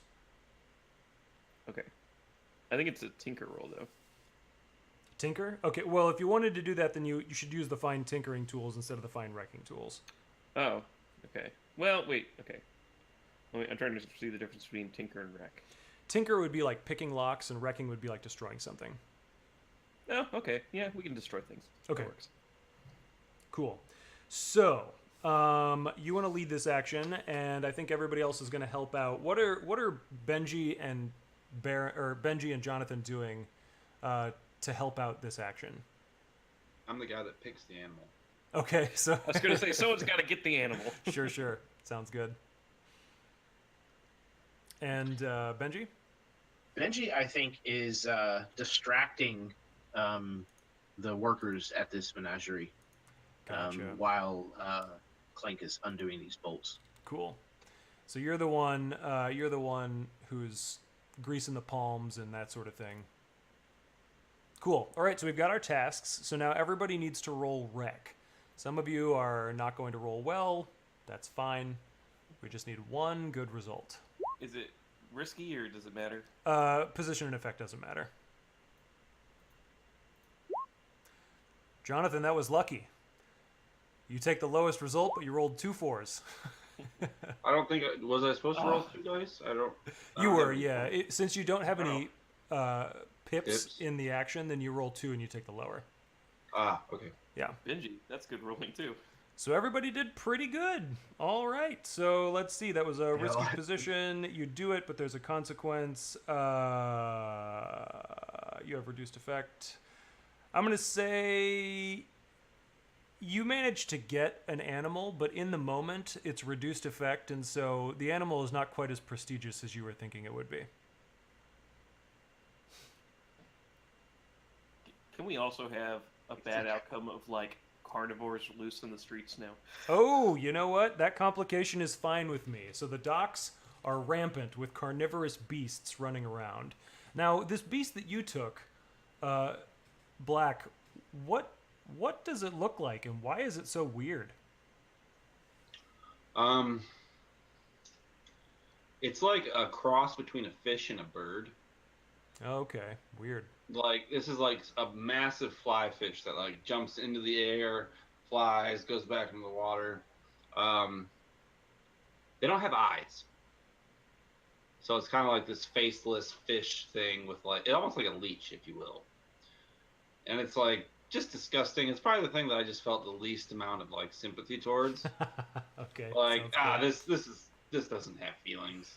Sure. This is a tube of teeth and wings. Is it Like amphibious? would have been cool, but no, this flying fish creature. Is it amphibious, and I'm like, or is it like in a jar of water, or what? I would say it's probably amphibious. Okay. Maybe it like breathes through its skin or something. Yeah. It just gotta be wet. Gross.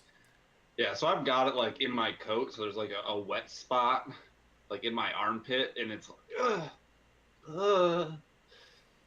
let's get out of here. Okay. It's trying to like grab onto your armpit with its teeth. It's really it's tough. Okay, so you guys head over to Mellista's cult, which I think is in Crow's Foot. It's not too far away. It's definitely underground. And Benji, you haven't met Melissa before. What about her is surprising whenever you meet her?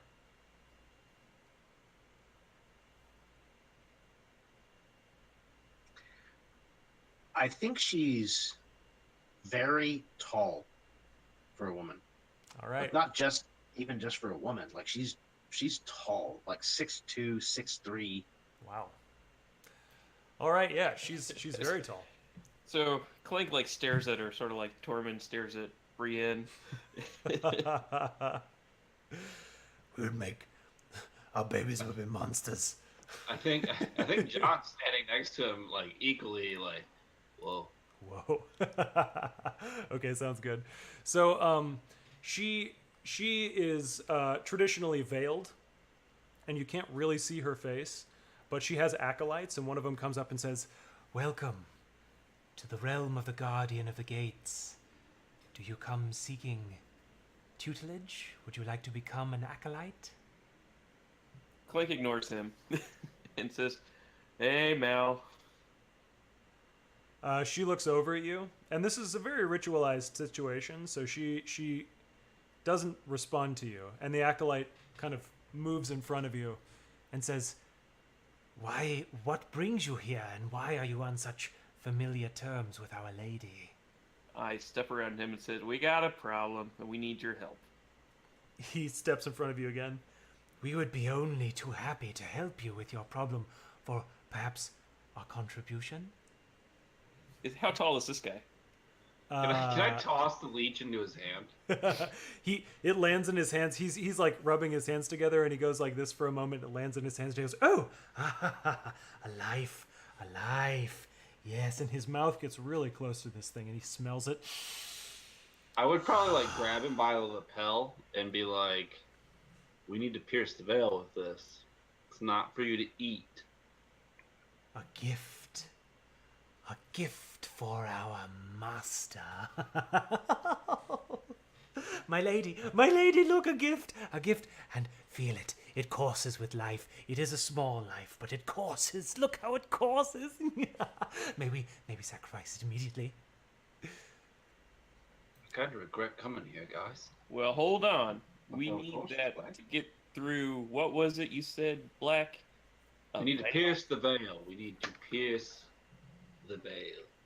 We're not talking about your veil now. Could be talking about her veil. Melissa turns around, and you hear her voice echoing from everywhere, but it doesn't sound like it's coming from her. It sounds like it's coming from like the corners. And there's this big stone gateway in this chamber that they're in, and the voice is echoing out of the corners, but you can feel that it's just getting swallowed up by this gateway that's in front of everyone. Oh my God, that's an adorable kitten. Clink whispers to Benji and says, "That trick's pretty fun, if you know what I mean." You know, there's a lot that I'm questioning at the moment, and that was not really among them.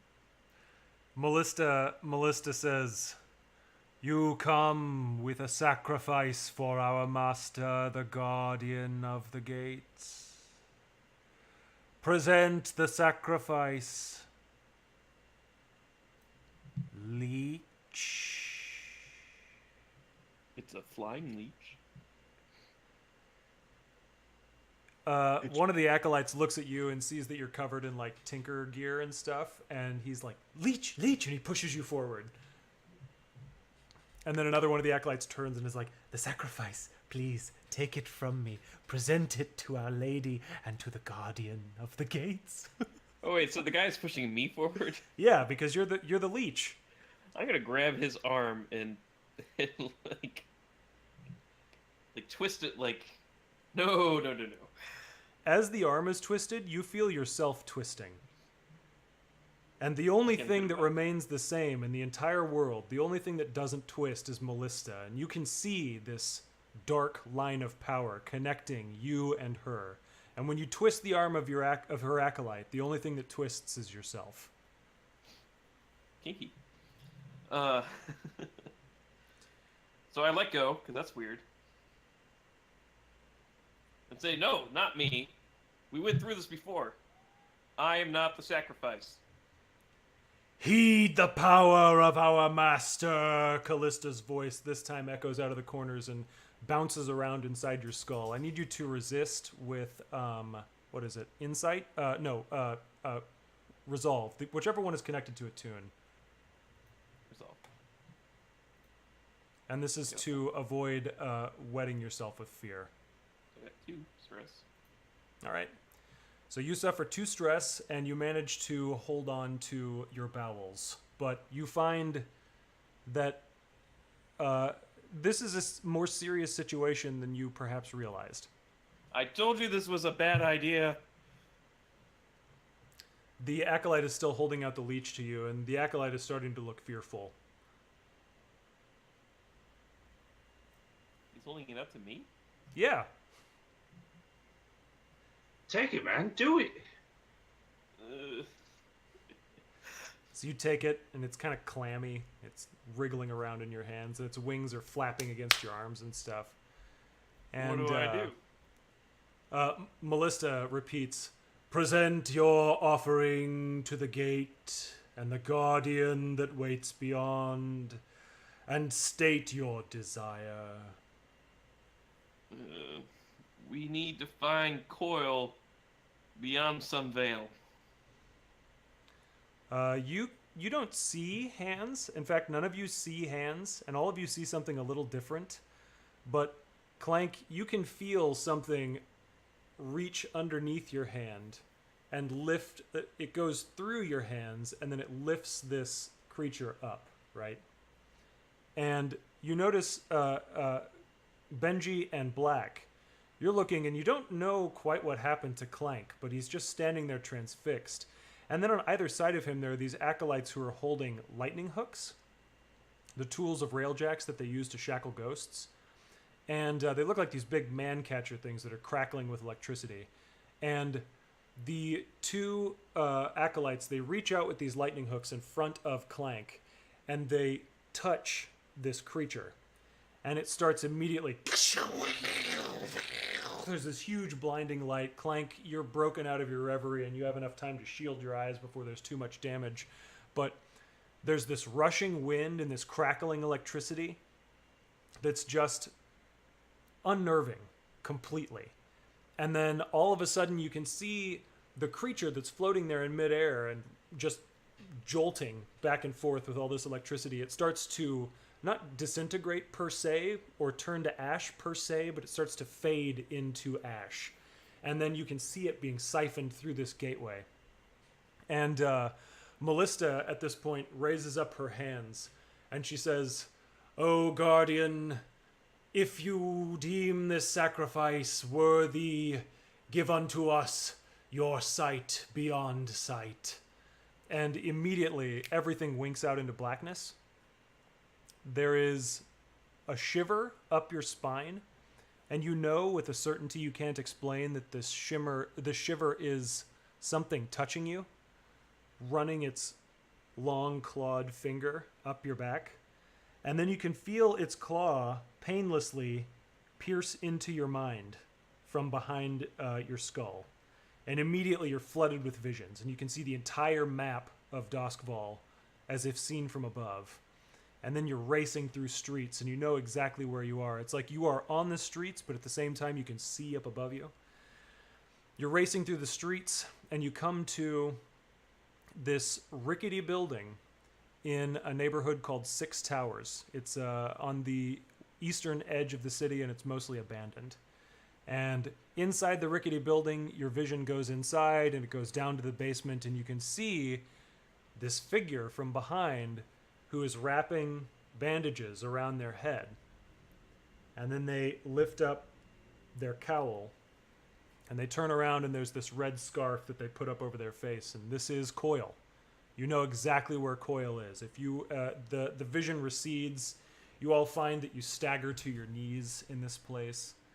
And Melissa says, "Thank you, O Guardian of the Gates, for your wisdom and your providence. We serve you until the end of our days and the end of all days." And then the room settles into silence, and the acolytes chivvy you out. Clink says, "Thanks, Mal." One of the acolytes, coughs. He's so scandalized. Benji kind of turns his collar up, kind of against the cold dampness of the city, kind of when they step back out, but also kind of fight against this chill. It's kind of creeped up his spine. You know, Clank, I think you made a good decision dating Stasia. I think that's Well, the real problem was she wanted kids. that would have been a deal breaker for me too. You probably sacrifice him, mate. You made a good call. Yeah, she's creepy, and he's gonna turn and walk away from the place as fast as he can. The question in my mind was, who did she want to be the father? Or one of the fathers? So There's anyway. some questions we don't ask the Veil. So at this point, we are ready to engage in our score. You have the location for this place. It's in Six Towers. The question is, what kind of score do you want to plan? And so if you look at your crew playbook, or is it on your character playbooks? I think it's on your character playbooks. Yes, planning and load. Great. Choose a plan, provide the detail, choose your load limit for the operation. So you've got these 6 score options. Do Assault. we all have the same planning and loads? Or the planning stuff? Yeah, it's the same for everybody. Assault, occult, deception, social, stealth, and transport. And let me remind you that covert drops, you get +2 coin for missions that involve espionage or sabotage. And Benji, you've still got that ability if you wanna do one last gather information to try and learn something about Coil.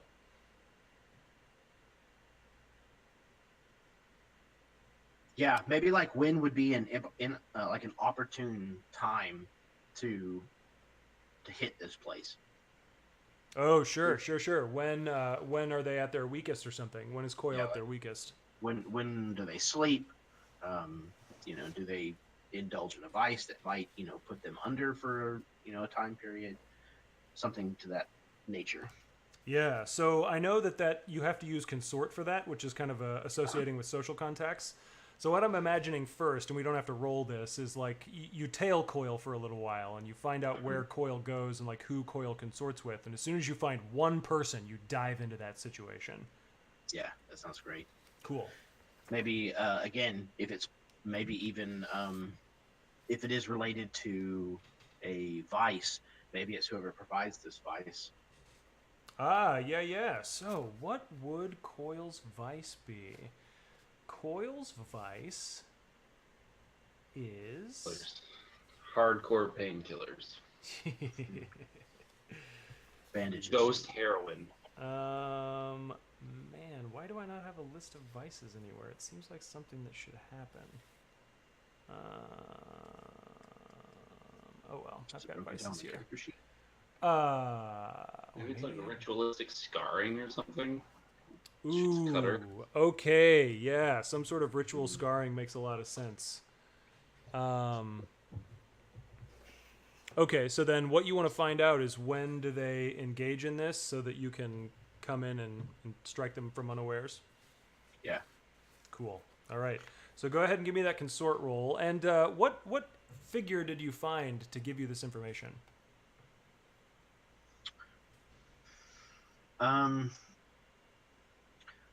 Self-harm. Maybe it's like the guy that gives him or gives her the bandages or something. New linens. Yes. Yeah. You So- go ask Melissa again. So it's an individual. What did you call the doctor types? A Physicer. physicer? Yeah. Physicer. So it's actually a physicer that's not necessarily providing the source of the vice, but yeah, it's clean bandages, things to fight infection, things of that nature that Coil would use after kind of indulging in this vice. Cool. So yeah, he's gonna find this doctor and lean on them. All right. So go ahead and give me that consort roll, and remember you get a +1 dive because you're using this special ability. What is the position?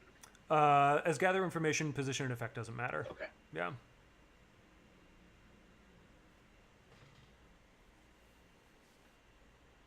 One bonus die. Here we go. Yes. 2 6s. That's a critical success. Very nice. Okay, so not only do you learn exactly when Coil uses these bandages, but you also learn exactly where in the house, because this physicer has been in there and done the process once or twice. And you find out that it is always exactly at midnight. And it is up in the highest room of this house. It's up in an attic that's actually open to the sky. And do I know about how long Coil would be kind of out of sorts doing this. Yeah, well, the ritual scarification takes about an hour, so that's from 11 to midnight, and then the bandaging happens in a very sort of formal, ritualized way, probably from midnight until 12:15 or so. So you've got a fairly small window, but an actionable window nonetheless.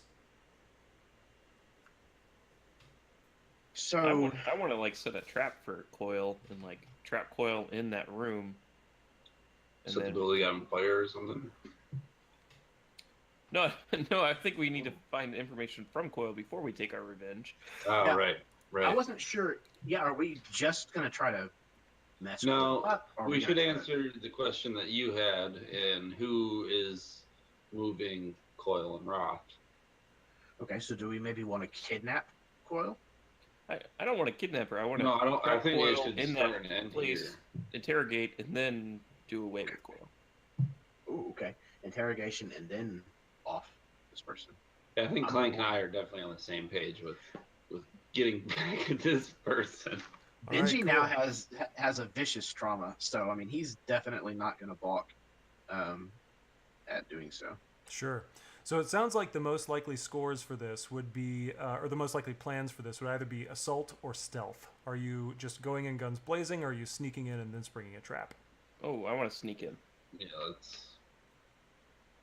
I want to can take sneak in Clank while here. Coil is away doing its ritual, and then we are ready to spring a trap in the room as Coil is doing the bandages.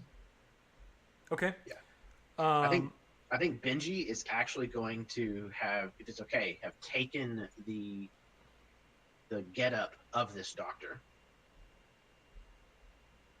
taken his coat and his medicine bag and things, and he's going to basically step in as this doctor. Okay, so it'll be okay. That could be a deception. I would think we should go with deception. You said you do or don't. I do. You do. I think. As much as I'd like to kick the door down, Well, don't we get bonuses for stealth though? Uh, Yeah, like for your crew, you have a special. Where did that run off to? Your thing. Find a contact to support the talkers. I don't know what that is. Well, you had a special mission type, but it looks like it got changed. So let me see if I can find the information elsewhere really quick. I might have We it have no saved. traces, but that's not till after. Hold on. we get +2 coin for espionage and sabotage. oh, is that Oh. what it is? Yeah.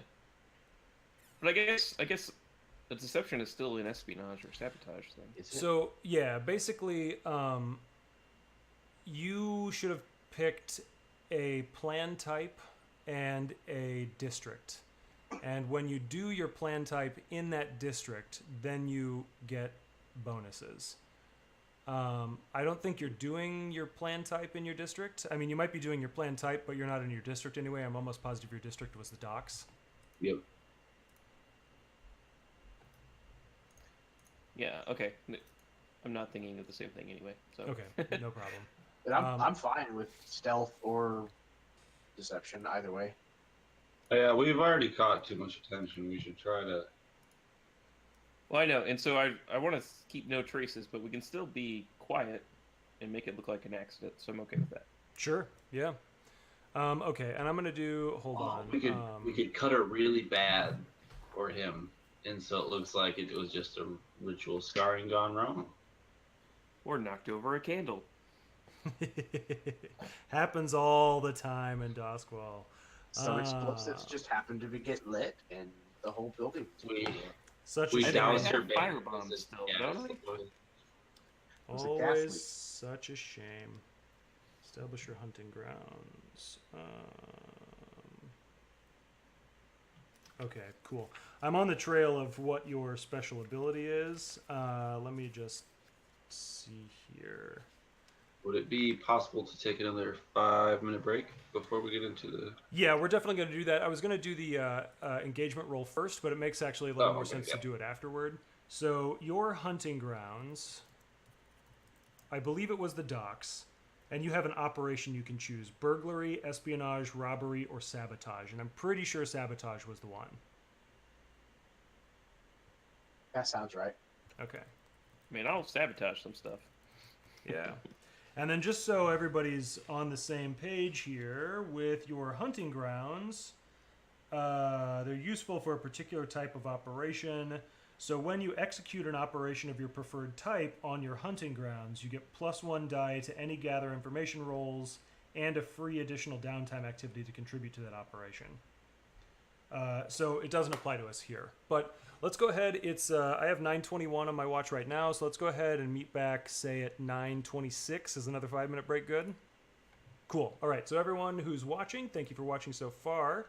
And stay tuned because we're on the prowl.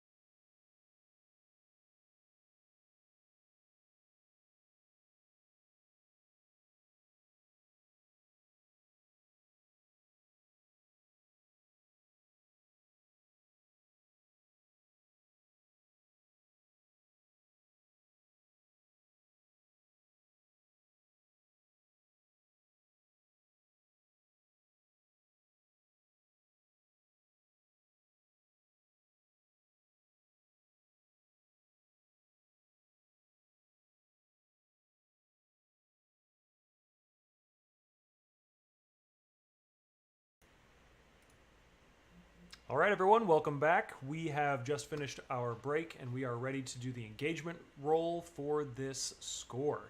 Now, first of all, we have to decide on our load. So really quickly, Clank, what is your load? I'm going to take a heavy load, and then with thief rigging, that gives me 8 gear and items that I can take. Sounds good. And Benji? Benji is going with the normal load, with 5, and then if it's +2, Yeah, it is. so yeah, then he'll have 7. Very nice. And finally, Black, what about you? I'm also going to take a normal load. So a total of 7. Cool. Sounds good. All right, so for the engagement, who wants... One question before we get too far ahead. Some equipment has 2 boxes. I know we've touched on this before, but a refresher wouldn't hurt. If you want to use that, then you have to check the box twice. Right. So is there like a double cost for that second box? Would it be like just 2? It's just 2, yeah. So it's like, the idea is that it's, especially heavy or cumbersome or iconic or something. Oh, I get it. So Yeah. like large weapon is 2, 1 pistol's 1, but 2 pistols is 2. Exactly. Makes sense. Yeah. Okay. Is it like good climbing gear and bad climbing gear, or just climbing gear is 2? Yeah, if you want to get the climbing gear, then it's 2 checks. But I know that some playbooks have fine climbing gear. Like if you're a lurk, then you have fine climbing gear as one of your signature items, and that's only 1. Ah, okay. Yeah. Cool. So, the engagement roll. Whoever wants to should go over to the crew playbook and get that ready to roll.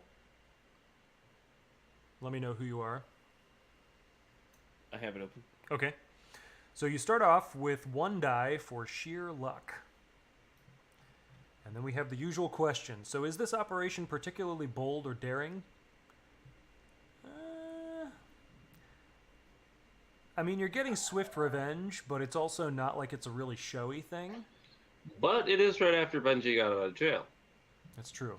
That's true. Yeah. And it's somebody that we have a known connection with, Mm-hmm. and a bad or sordid connection too. Yeah. No, I think that makes sense. So I'll let it be bold or daring. So that's an additional die, and I will make a note that because Benji just got out of prison, there may be blue coats that enter into this situation if we enter like complications or something like that. My hope, though, is all the blue coats, or a lot of the blue coats, are dealing with the massive animals loose near the menagerie. Yeah, let's hope. Is this operation overly complex or contingent on many factors? I don't think so. It would be if you let Clank plan it. Does the plan's detail expose a vulnerability of the target or hit them where they're weakest? Yes, indeed. I'd say so. We actually determined that, so take an additional die. Is the target strongest against this approach, or do they have particular defenses or special preparations? This is their hideout, so yeah. Go ahead and take that die away. Can any of your friends or contacts provide aid or insight for this operation? I don't think you used any of them to set it up. I know there was a physiker that Jeremy talked to, but it wasn't like a contact. It was just a random person. And then are there any enemies or rivals interfering in the operation? Take -1 die. I think that's contingent on complications, so I'm not going to make you take it away right now.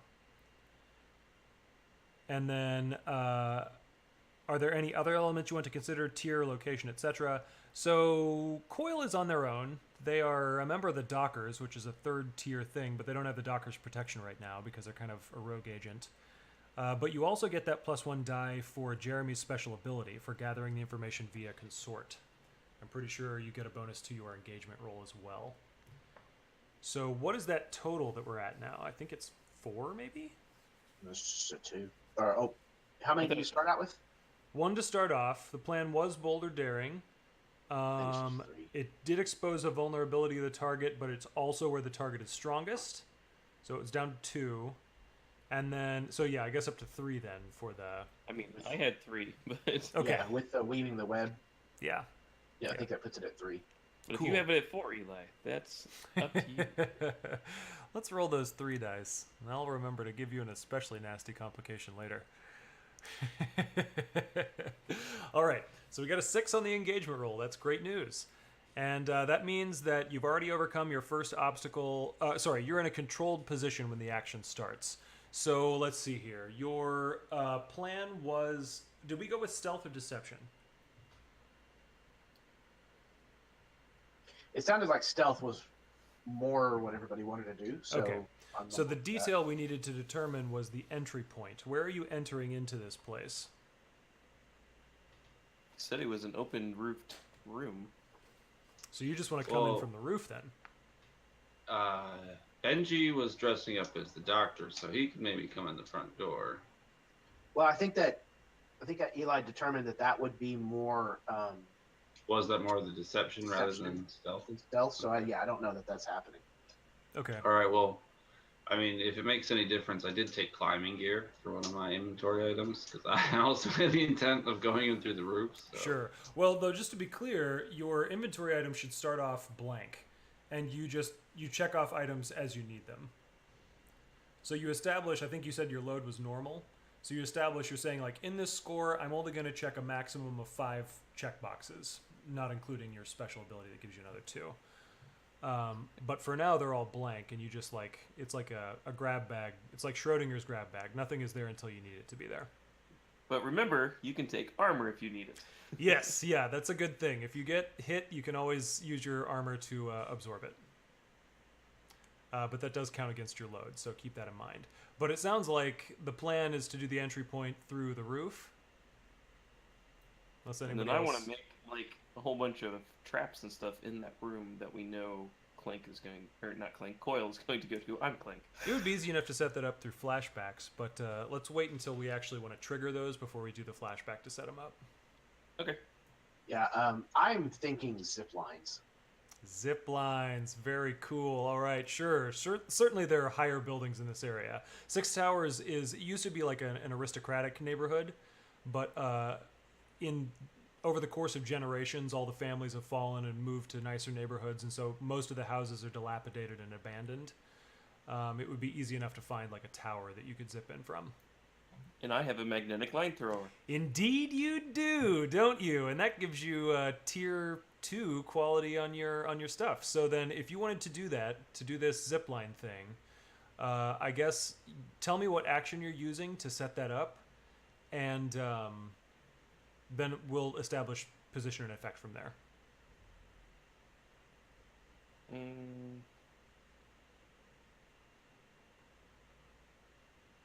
I guess it's a tinker. Yeah, Tinker makes sense to me.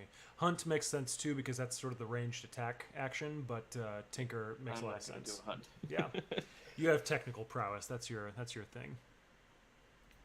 So, tinker, controlled. You said. Yes, you start off in a controlled position, and your effect would be standard, but you have tier 2 quality stuff, so I'm going to say that you can elevate that to great.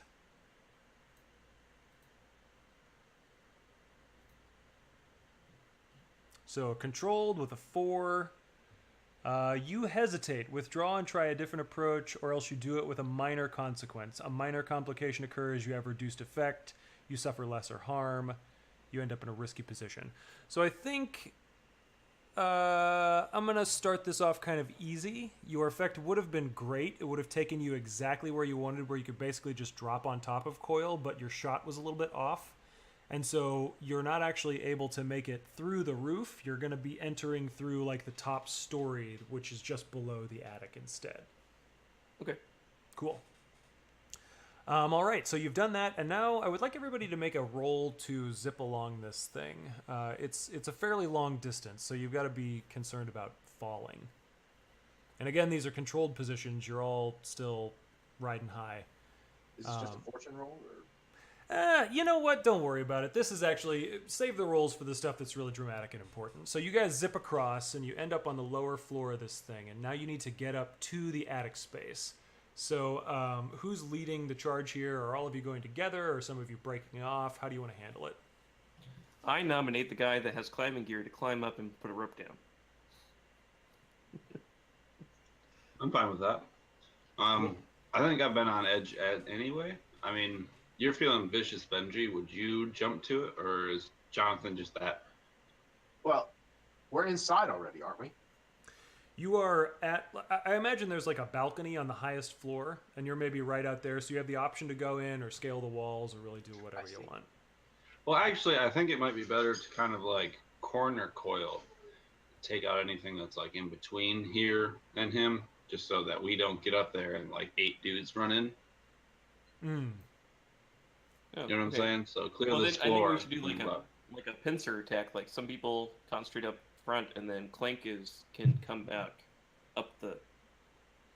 I was going to say up the rear, but It would fit Clank. but to like keep people from getting in the room or making we it so still- you can't escape that room. I guess I'll leave that up to you. I mean, I like it. I like the idea of a pincher attack, but it's up to you guys. So, at the very least, it sounds like one person is going to be scaling the wall, right? I'm willing to do that. Cool.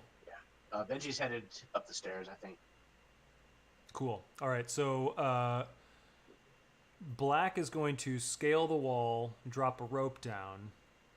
Benji is going to go up the stairs, and Clank is going to follow up the stairs. Well, yeah, but I guess there's no point of dropping a rope. That makes sense. I mean, well, yeah, that's fine. But still, At I the mean, very least, I could still be in the room. Well, dropping the rope may not be a bad idea in case we can't come back out the stairs. Oh, okay. Mhm. That makes sense. So I'm going to click off climbing gear. Okay. And go ahead and give me that roll to get up there. What are you gonna? What action are you gonna take to get up there? Would finesse make sense? It says handle a vehicle or mount.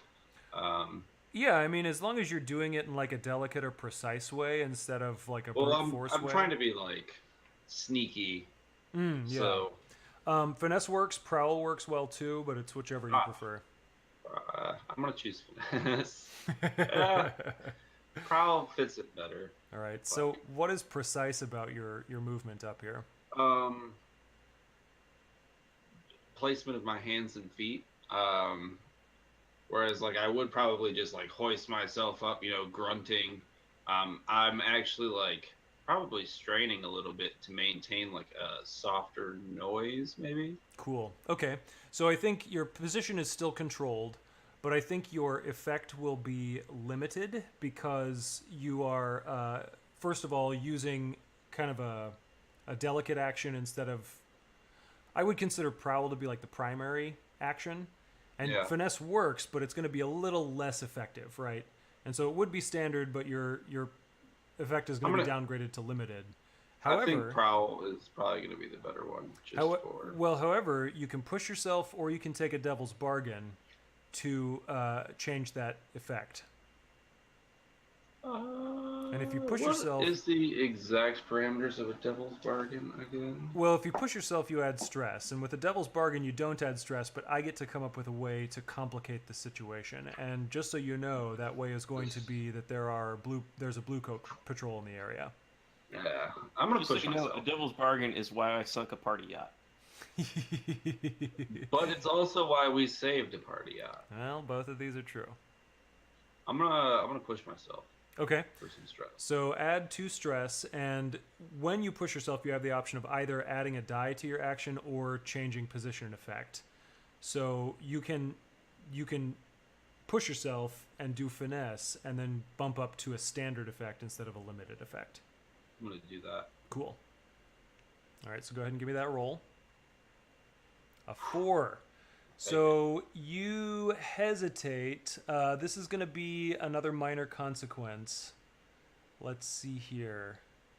I think you're going to get up there, and you're going to secure this rope, and you're going to let it down. But then you're realizing that up on the roof here, it's open to the sky because it's collapsed. And this is a really unstable place you are. So you are no longer in a controlled position. You're in a risky position up here. And it's exposed. Yeah, anything could happen up here. There's also, you can't quite put a finger on it, but it feels weird up here. So you're in position, And Clank and Benji need to get into position as well. Walking up the stairs is not a difficult thing, so if you guys want, you can just say you go up the stairs and all of a sudden you're there. However, if you just go up the stairs, I'm going to make you roll to resist a trap in the area, to notice it and avoid it instead of springing it. Or you can like make a prowl roll to try and sneak past it or something. Can I tinker it? Oh, sure, yeah, Tinker could work, as long as you, yeah. So, I guess the situation is that you've scouted this place out in advance, right? Ooh, Yeah. maybe that's it. You could do a flashback where you tinker with all the traps, and you set them up so that you know how they go off, not so Coil knows how they go off. I like that.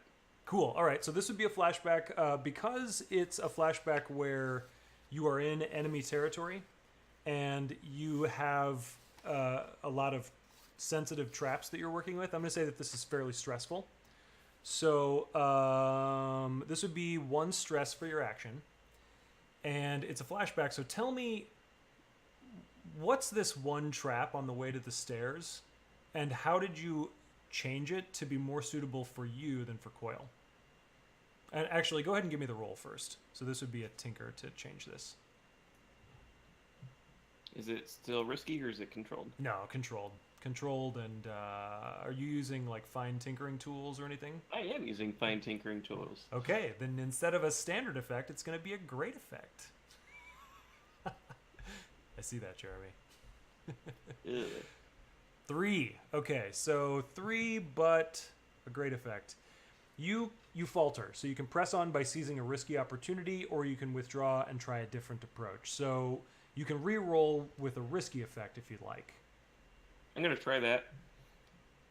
Okay, We'll try and I think I want you to add 1 more stress for this as well, because it's still a flashback and it's a new action. Okay. We're at risk of Clink trauming out, so hold on. Where are you at? I've got 2 left. that I Oh can- boy, okay. Yeah, I mean, it's your call. This could really turn things in your favor, being able to tinker with all the traps in the house. But So, standard effect? it's still, no, it's risky effect now. No. Sorry, risky position, and it's still a great effect because you have your tools. Yeah. 4, okay, well, you do it, but there's a consequence. You suffer harm, a complication occurs, you have reduced effect, you end up in a desperate position. So I think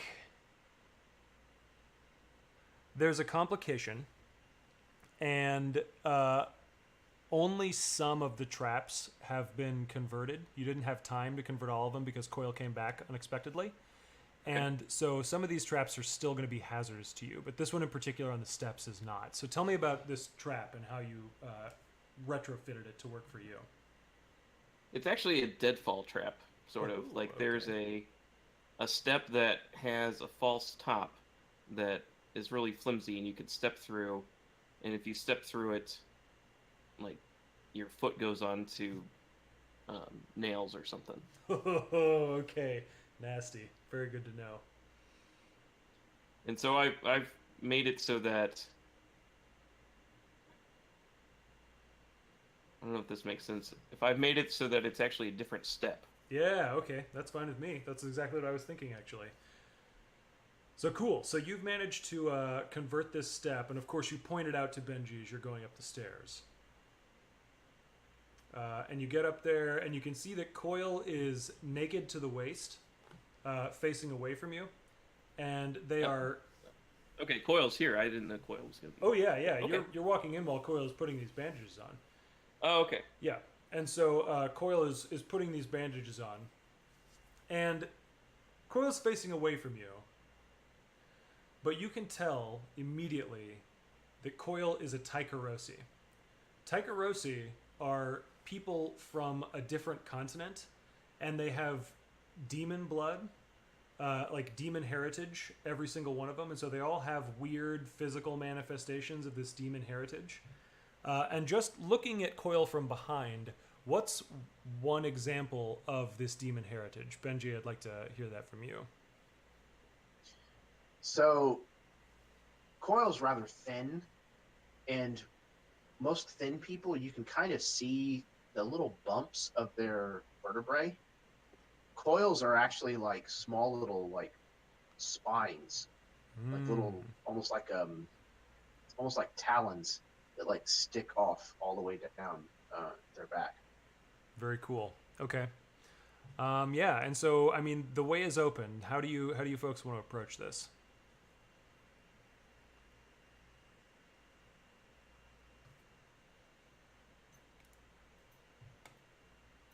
Clank's gonna hang back out of sight and like ready something.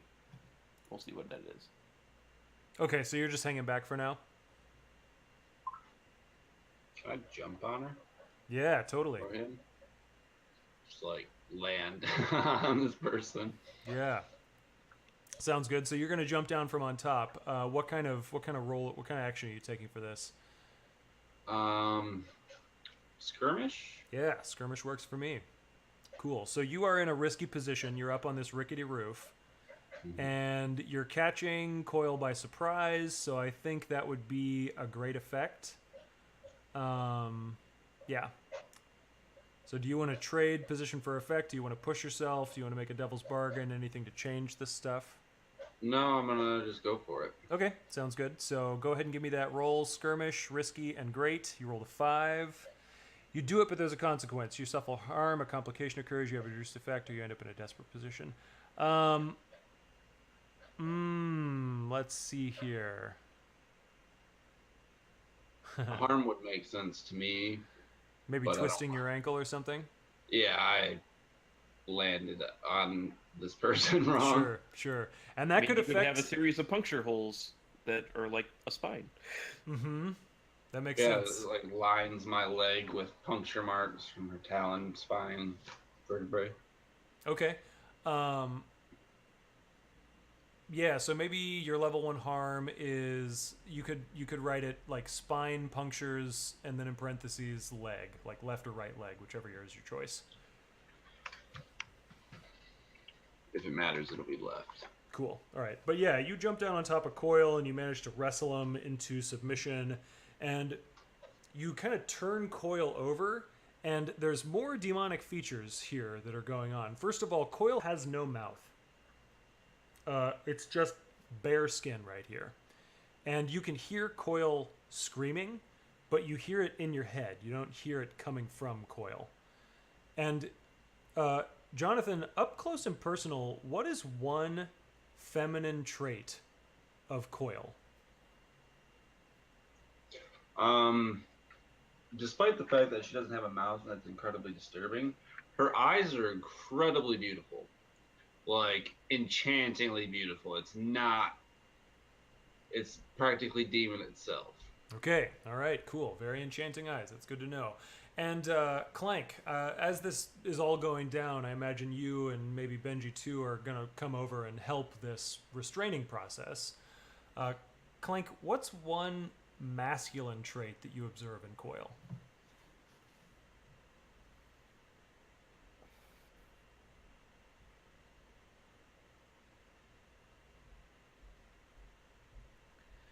Clink is a thin person, right? Are you talking about Coil?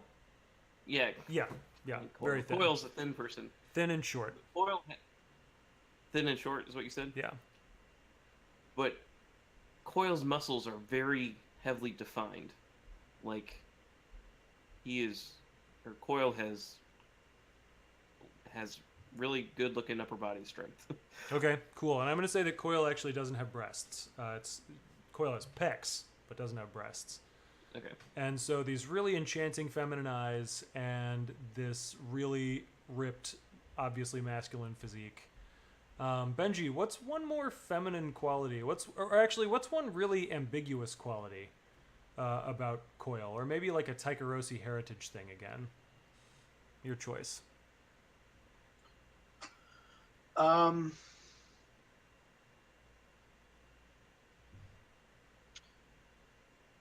The ears. The ears are almost elf-like in another setting. You know, they're kind of pointed. Yeah. But they kind of have like purple and red like coloration to them. Yeah. Okay. And you know what? I'm going to extend that.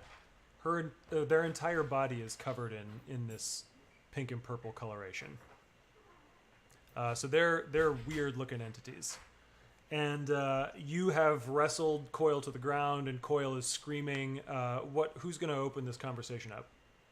Oh, I'd like to give Coil a paralytic. Okay, you've got like a poison or something that you want to use? Yeah, I have a bandolier of alchemicals. All right, very nice. This is I'm imagining something that's like an engineering substance, but you've repurposed it. You know that if it interacts with a sentient being, then it's paralytic. Like when I touch this, my hand goes numb and I can't move it for a while. Mm-hmm. Okay, cool. It's like a cattle prod, taser thing. So I want you to apply this. What action are you using to apply it? I guess I'm going to finesse this. Okay, you're trying to apply it precisely, maybe so that you don't get hit with it yourself or something. Yeah, it's either finesse or skirmish, but I guess we'll finesse it. Okay, so finesse works, and I believe your position was downgraded to risky this past time. Is that right? I thought it was just for that flashback. No, it's like a permanent thing. So things have escalated, right? Okay. Yeah, and maybe though, I mean, if Benji, are you helping to restrain Coil, or is it just Black on his own? Yeah, I actually had something on my item sheet that I was going to ask about as well, but what Clank is doing sounds like a much better option. I have something called a vial of slumber essence. Oh, yeah. I mean, it's whatever you define it to be, unless it's got like most of them have the little arrow next to it, and you can click that down, and sometimes you can see a description. Yeah, it had a place that looked like a description could be put, but there was nothing there. Okay. Let me actually just look up the spider sheet really quick and see if there's anything in particular. But I don't want to put Coil to sleep, which is kind of what it sounds like it does. Mm-hmm. I think that would be too much. Yeah, so it says a dose of slumber essence sufficient to put someone to sleep for an hour. Actually, that could work, because then we could tie Coil up in the interim. Okay. Yeah, then if you're okay with that, I'm maybe okay with give them the paralysis effect as they're waking up, or if we need it. Okay. So yeah, while Clank is kind of wrestling this person to the ground and stuff, he's going to come up and open this vial, this small glass vial, and stick it right under. You said it doesn't have a mouth, but I'm assuming it has a nose of some kind. Yeah. Yeah. So basically, just stick the opening of this vial straight underneath the nose of Coil, and kind of chase Coil's nostrils around with it. Very cool. All right. Yeah. So Coil is trying to resist it, but I mean, Coil has to breathe, so eventually they're and they fall asleep. So you've got an hour to deal with Coil. You said you want to tie them up. Do you want to do anything else to them? I want to take the opportunity to put some traps around the room. Okay. You could do a tinker roll for that. I'll do that. Or a rec roll. It would just be like a rec roll with a timer, you know what I mean? Okay, I'll do that, because my recs are hard to spot. Oh, okay, very nice. All right, so this is like oh god, I'm imagining this really sadistic rat maze situation. So, risky? Yeah, risky, and I think great effect makes a lot of sense. You've probably got your fine wrecking tools again, don't you? I do now. Okay. And submit. Yes. All right, so you do it. So tell us about some of these traps you're setting up around here. They're hidden, you said. Yeah, so there's some very fine razor wire, like across from where the door is. I liked Coil's idea of some pitfalls, so there's some boards that are easily to step through. And then, you know what? The chair we tied Coil to might be electrified now. Just ready for the flip of a switch. I like it. Okay, so this hour goes by, unless anybody else wants to do anything in the interim. Yeah, Benji has collected all of Coil's cutting implements and arrayed them on a nearby table. All right, and they're wicked-looking things. It's like Yeah, curved and twisted and he's coiled. he's chosen a few of them Okay. that he really likes. All right. And I was gonna look on my sheet for anything like that I might have brought myself, but I don't see anything that really fits that description.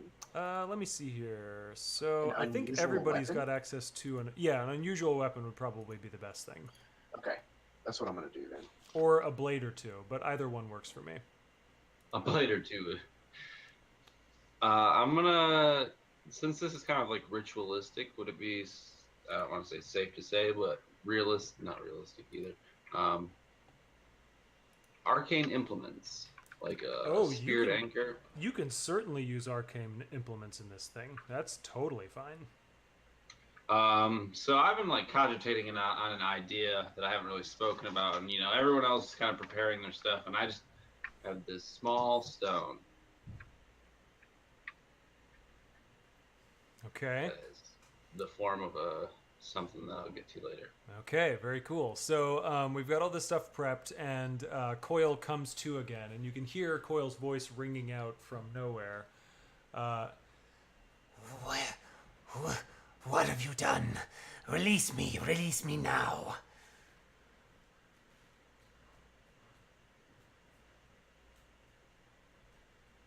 Afraid that's not going to happen. You, Jonathan Black. You won't get away with this. I'll have my revenge. You're going to get a lot of things. Some of them you might like, some of them you might not. Revenge isn't one of them. Coil's beautiful, enchanting eyes widen with fear for a second. Don't be afraid yet. You ain't got nothing to be afraid of yet. Benji, grab a knife.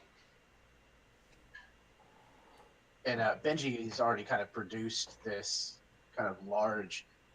It's a knife that would normally be used for like skinning and gutting like a fish, like scaling a fish. So it's kind of got this like wicked like curve back on itself, and it's really thin and sharp. Being like this one, like here. Yeah, the one they got the leeches with. He kind of makes sure to flash it in front of Coil's face. Okay. Coil recoils a little bit. What do you want? What do you want from me? Who's pulling your strings, Coil? Strings. Strings. There are no strings. There is only the ladder. There is only the ladder and those who are willing to climb it. Stab his hand. Yeah, Benji does so. Okay. You don't even need a roll, but Coil just screams out, Benji probably pushes all the way through the hand. Yeah, like into like the arm of the chair we have him in. Absolutely. And kind of like shudders a little. It's just Grab another knife. super screaming in pain. Maybe like smack him. Shut up. Yeah, instead of pulling that one out, Yeah, grab another one. Benji lets go of it and actually makes sure to let go of it so that it kind of like Ugh. wobbles. Okay. Coil, some like fluid starts to drip from Coil's nose a little bit. And then Coil, you can hear, Tell me what you want. Tell me what you want and I will give it. I'll probably produce the notebook at this point. You stole it from me. Stole it, acquired it. It's mine now. That's all that really matters. I wish I had killed you that day. Ironically enough, so do I.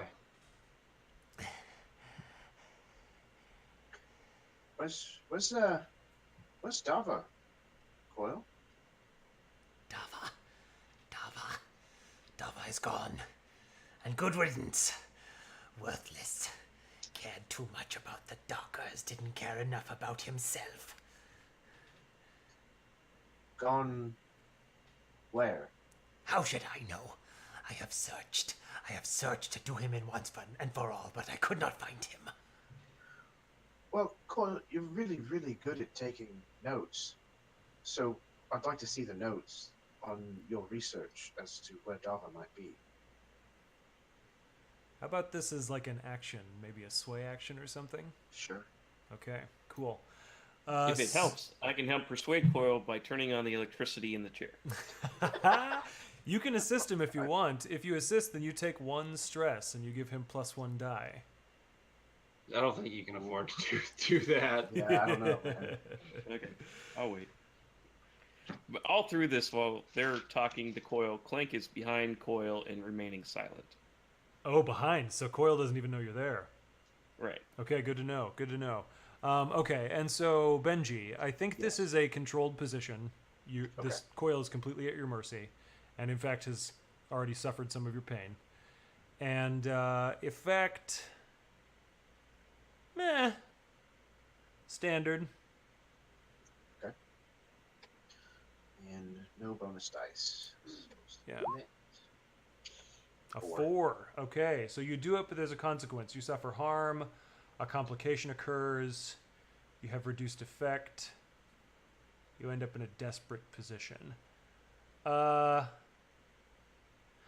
think you end up in a desperate position, and the desperate position is this.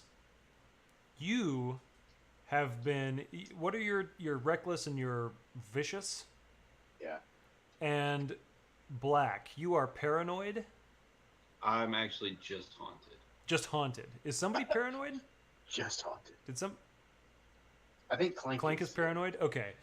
I'm paranoid. So Clank, you're standing behind Coyle here, and Benji is in the process of like slowly extracting information, and you realize like because you were paranoid, you checked timetables of the Blue Coat patrols in 6 Towers. You found somebody who could pull strings for you. Maybe it was even black, but you found out that the Blue Coats should be coming through pretty soon here. Like they're going to be getting close, and any noise, too much noise is going to affect them. And you don't know how far Coyle can project this psychic speech that they have. So the desperate position is that you are all running out of time officially. But it's a success. And so Coyle looks at you and is like, Damn my habits. and then they gesture over to the wall, and there's a trunk up against the wall, and they say, Over there.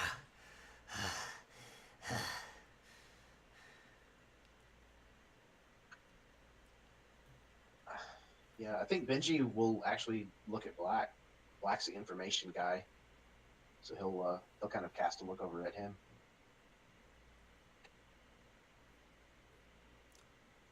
Black will go to retrieve it. You still haven't answered my question, though, Coyle. Who's pulling your strings? Who do you work for? What does this mean to you?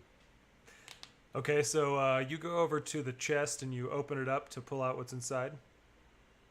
Yeah. Okay, so you do that, and Coyle laughs and just says, Idiot! What fool would hide something so special in plain sight?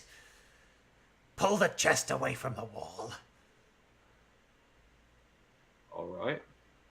so you pull it away from the wall, and Coyle says, There is a loose board in the wall. Find it, and my notes are inside. I'll like slide the edge of my knife kind of along the wall to find like the one that's sticking out a little bit and pry it out. okay, yeah, you pry the thing out, and sure enough, there are notebooks in there. I'll grab them. Maybe walk over to Clank and hand them to him. At that point, Clank will stand up, and he's holding a syringe with some really nasty looking stuff in it. Okay. It says, "Was that all we need?" What is that? No, hold on. I got one more question. And it's the same question. You're gonna tell it to me, and I'll hold up the stone. Okay. And I'll probably do like some like a rub Coil's like mouth. Is it like a firm bone, or is there like there is a mouth there? It's just covered in skin. Yeah, it's a firm bone. Okay. Then I'm gonna take his hand that we haven't stabbed. And I'm gonna put the stone in his hand and like, put his fingers around it. Okay. This is my arcane implement, and I'm gonna try and attune. Ah, okay. And I'm gonna try and call forth my friend Colburn. Oh boy. And I'm gonna look at Coil, and I'll be like, Coil, we all have demons. We all got the things we're fighting in our sleep. You're gonna meet mine. Oh boy. And that's where like I'll close his hand and like hold it for a second. And I'm gonna try and attune. Okay, so give me that roll. I think this is you're in a desperate position because time is short. Yeah. And so you get to mark experience points. That's great. But effect, let's see here. You are getting in touch with ghosts. You've got an implement. So I think standard. You're not. I think it would be upgraded to great. So a desperate position and a potentially great effect. We'll see it. Would you like to push yourself or anything? Nah, I already rolled. Okay, too bad. Okay, so you do it, but there's a consequence. You suffer severe harm. A serious complication occurs. You have reduced effect. A serious complication occurs, and it's that you put the stone in Coil's hand, and Coil immediately like seizes up because there's this spark of electricity in Coil's hand, and it actually hits the chair, and the full electricity of the chair shoots up, and Coil just starts being fried for a split second and screams out super loud. And you know that if Coil's thing can be heard at a normal human distance, it was heard by anyone within like 200 feet of this place. Yeah, And those are the ceiling. now I will say you can resist this if you want to.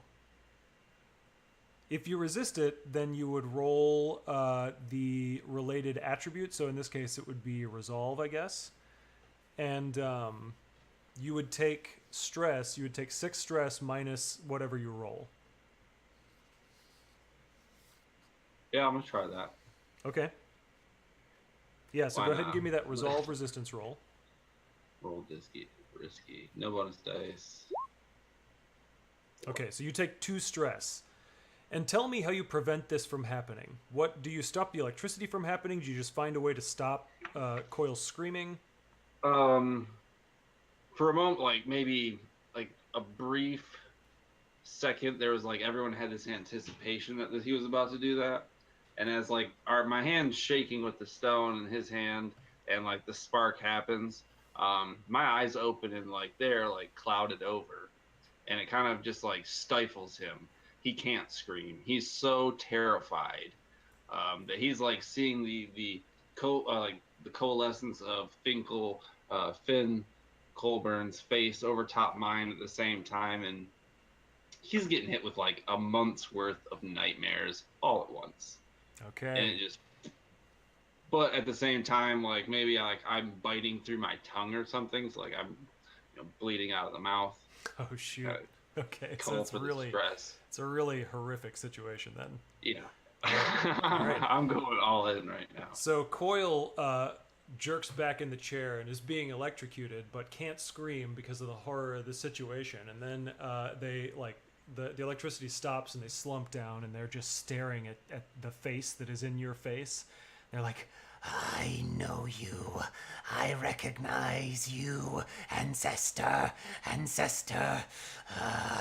and then they lean back really far, and they like it's like they sneeze, but some of the fluid that was coming out of their nose like launches out and splashes through Colburn's face and into your face, and it's really warm in a weird way. And Colburn looks at Colburn like comes out of you and hovers over you, I think. So Colburn is 10 or 12 feet tall right now. And Colburn says, And I know you, wretch, failure, cast cast away. And Coil is like, you cast me away. You did. I was promised lineage. I was promised things if I came here, and you were the one to cast them away. Colburn says, silence. You will be quiet. And there's this back and forth exchange where you find out that Coil is this, like Colburn said, a wretched kind of figure who was stigmatized for being Tycherosi, and who was never allowed to rise up any ladder. And the position they should have had on the ladder, because of their family being so influential at the docks for so long, came crashing down from a bad decision from Colburn. And you don't catch the details of the situation, but like that arc plays out for you in the span of 10 or 15 seconds of shouting back and forth. And then finally Colburn looks down, and whereas Colburn has only ever gotten up next to your face, Colburn gets into Coil's face, and Coil just convulses for a little while, and then Colburn comes back out, and Coil is just like panting, and you can tell it's this weird mouthless expression of sobbing. It's just very strange what's going on. And Coil finally, for the first time, says, Please. Please. Set me free or end me. If you set me free, I promise further secrets. But please, end this somehow. Clink says, I could make the pain go away. Well, hold on. You need the information. And then he can walk down the stairs a free man.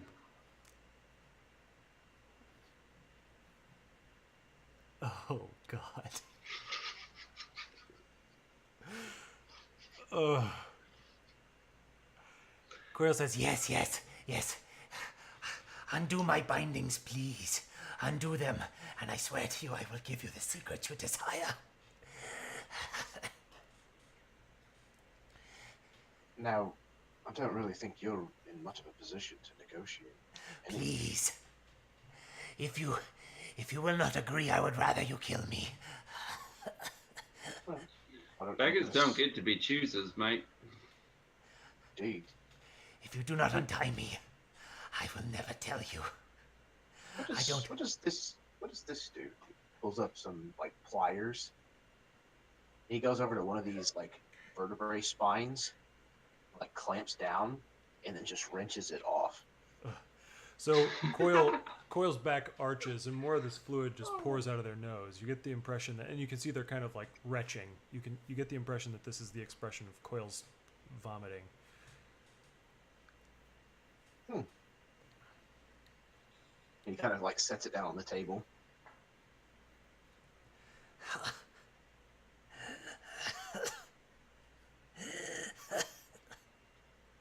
So, you and Dava were working for someone. You had this whole darkest thing, union. It was a ruse. It was a setup from the beginning. Yes. Yes, it was a ruse. Whose ruse? It was Dava's ruse. Dava was pulling the strings. He was pulling your strings. You got Dava get one over on you. Yes.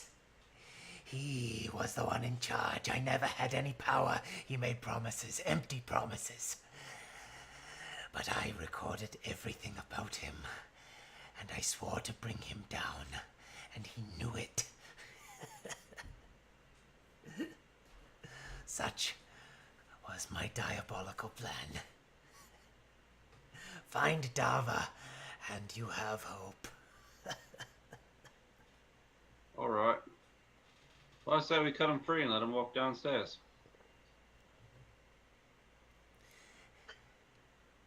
He's seen enough. I know I showed him my personal demons. He doesn't need to see anymore.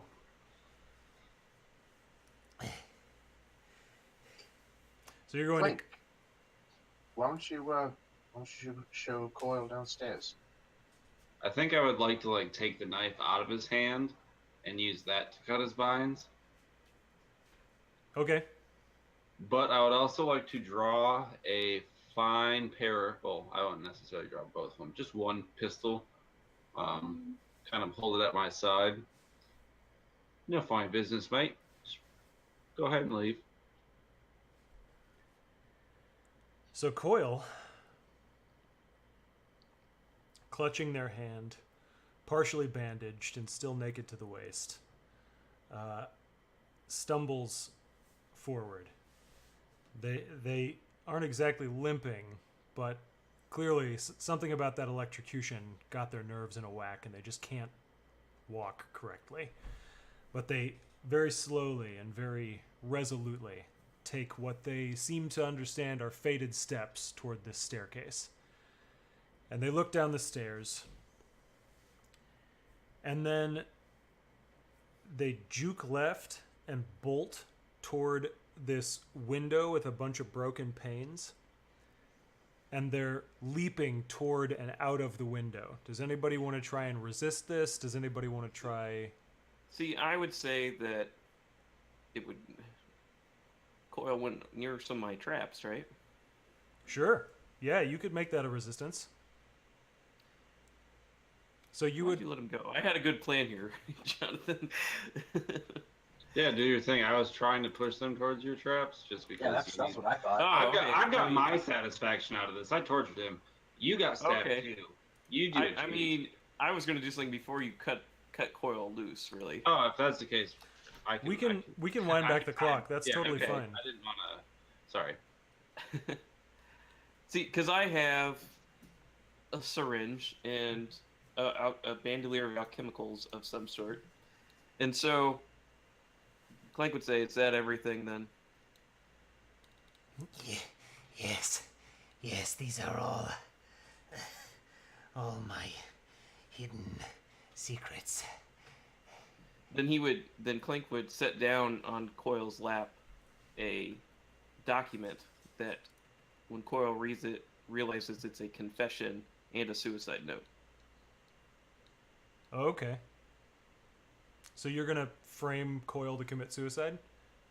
Yeah, and that Coil is responsible for like bad things happening at the docks. Okay. Okay, so you're gonna frame Coil, even though you know Dava's the one behind the whole thing. Yeah, I'm okay with that. All right. Okay, so yeah, Coil has And time then- to read this note. And then I jab the syringe into Coil's neck. Whew, okay, what's in this syringe? Bad things. So I just noticed I was looking at your playbook, and on the digital version, it doesn't have the list of alchemicals, but I know that there is an actual list of alchemicals. Oh, okay. I can't just make stuff up, but No, I'm you okay with can. it. I mean, I'm totally fine with that, actually. But you know, what does this do? What does this bad stuff do? Well, I'm gonna be mean and say it's a triple cocktail. The list, by the way, it only has names. It doesn't have descriptions, so it's still pretty much open to interpretation. I apparently don't have that list, but it's a paralytic that keeps Coil from breathing. And actually, that's all we're gonna do until, because I don't care if Coil's in pain. Sure. So it paralyzes Coil, and they can't breathe, and that's the result of like 3 of these concoctions that you've mixed together. Sure, that Okay. works. All right. So you give the syringe, Yeah, and Coil. and I Go ahead. well, I mean, we make sure that it takes effect. Yeah, you wait around long enough, and long enough that no And you know human what? or Tycherosi half-demon wretch could ever survive. And to make sure that someone finds Coil, I set off a smoke bomb. Nice, like a colorful That will- smoke bomb. Lookouts. All right, very cool. So we're gonna need to get out of this situation now. How is it gonna happen? Well, we'll leave, and then I shall set off. While while Coil was succumbing to this, Benji's going to systematically break off the rest of those spines, Oh my god. and he's going to collect them so that he can make a necklace out of them later. Oh my god. Vicious indeed. Okay, so that happens, and now we're gonna have to make a disengagement roll, some way that you guys get away, and the Blue Coat patrols are around, so this is definitely gonna be still a desperate action. What? You said there was a basement in this place, right? Yeah. Does it happen to be anywhere on the canals? Sure. Maybe we conveniently placed a boat outside. I think we have a flashback that shows us maybe positioning, maybe not our boat, maybe another boat. A boat? Sure. So if it's another boat, I think that's a less stressful action. So it's only going to be one stress for you to make this roll to put the boat in position. Okay, so one stress, and Oh, okay. what would this be? I really wanted to say something now. I meant to say it earlier and I forgot, and you're fine with this. But could I also implicate the grinders in his suicide? I mean, sure you can. I think. So I'm thinking about this in terms of mechanics and how it might be received. I feel like implicating more than one person might diminish its effect. Okay, that's fine. Yeah. Okay. I don't know that consort would necessarily make sense for this flashback. Well, I mean, I think your boat rolling skill so far has been finesse, right? Yes. Yeah. And so it says to handle a vehicle or mount is finesse. yeah, and so you could just do the flashback being like you piloting stealthily through Okay. the canals or something. Yeah, absolutely. Cool. All right, so Okay, go ahead and give me so- that roll. Finesse. Position is Position is controlled, I guess, because it was a control. yeah, and standard effect. Standard effect. No Actually, the bonus. great effect because you are a professional boater. This is your thing. Okay. No bonus dice. Yes. Nice. Okay, so you do it. You manage to get it into position, and you all manage to sneak down into the basement, get into the boat, and make your way back home. You have successfully done this. You've also taken the notes from Coil, and so we have ourselves the end of a session. Now, Did we also happen to find any hidden money? hidden money, you said? You could certainly loot it, yeah. If you want to, you could find like what valuables Coil may have hidden away, and it turns If out there was any, no, go ahead. I was gonna say it turns out Coil lives a mostly ascetic life, but they do have some arcane implements around, especially some things that are related to demonic worship, and so you could definitely take those, and I think that would be worth 4 coin. Cool. All right. So that'll be that. And we will do downtime either offline or next round, but I do want to go ahead and do the experience for this before we wrap up. So let's take a look at that really quick. We've got payoff first. You earn Derek, 2 did you rep. get the- Did you get the 4 coin on the team sheet? Yep, I just put it on there. Perfect. Thank you. Nice. So you get 2 rep unless, I'm sorry, you kept the job quiet, so you would earn 0 rep, but you have no traces. So you get half the rep value of the target round up. And let's see. That means tier 3 for Coil. So that is going to be 5 rep total.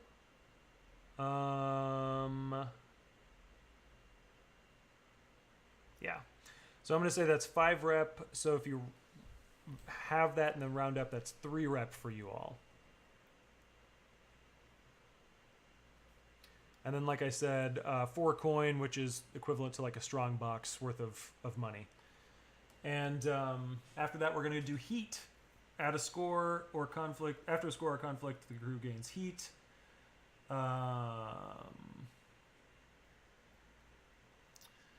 So add +1 heat for a high profile or well connected target. Coil was in hiding at this point, so I don't think that matters. Add +1 heat if the situation happened on hostile turf. It did not. It didn't involve war, but it did involve killing, so that would be 2 heat. But suicide. Suicide, yeah, you made it look like, well, yeah, I guess so. So I think that's going to be 0 heat for this round, for this score.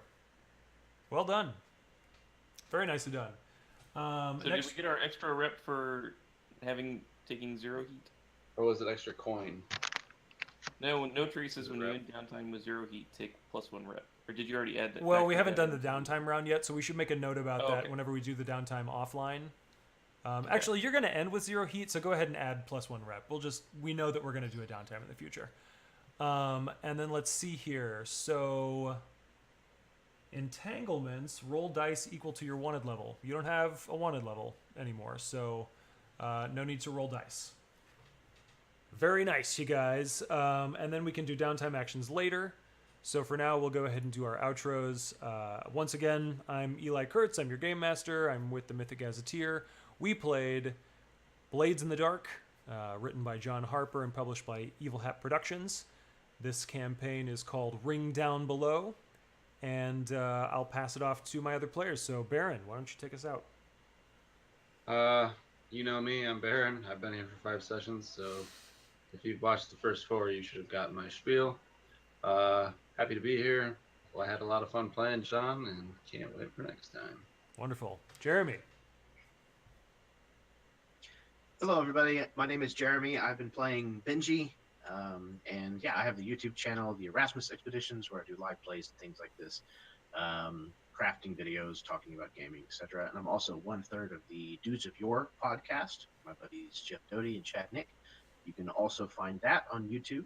And man, it's been nice. It's been a month away, so it's been really, really fun to get back into this and to try to undo some of the chaos that we caused last time. You made some progress, for sure. Yeah, it feels good. Very nice. Derek. I'm Derek, small part of the Mythic Gazetteer. You'll find me on some live plays on Eli's YouTube channel and on Jeremy's. It's great to play with both these guys, and looking forward to many more adventures. Yeah. All right. Well, once again, I am Eli Kurtz, and I am with the Mythic Gazetteer. And thank you very much for tuning in. And we will go ahead and take it out now. So our tale draws to a close for now. But remember to tune in next time for Ring Down Below, presented by KMGX. Until then, keep your eyes on the canals. We're on the prowl.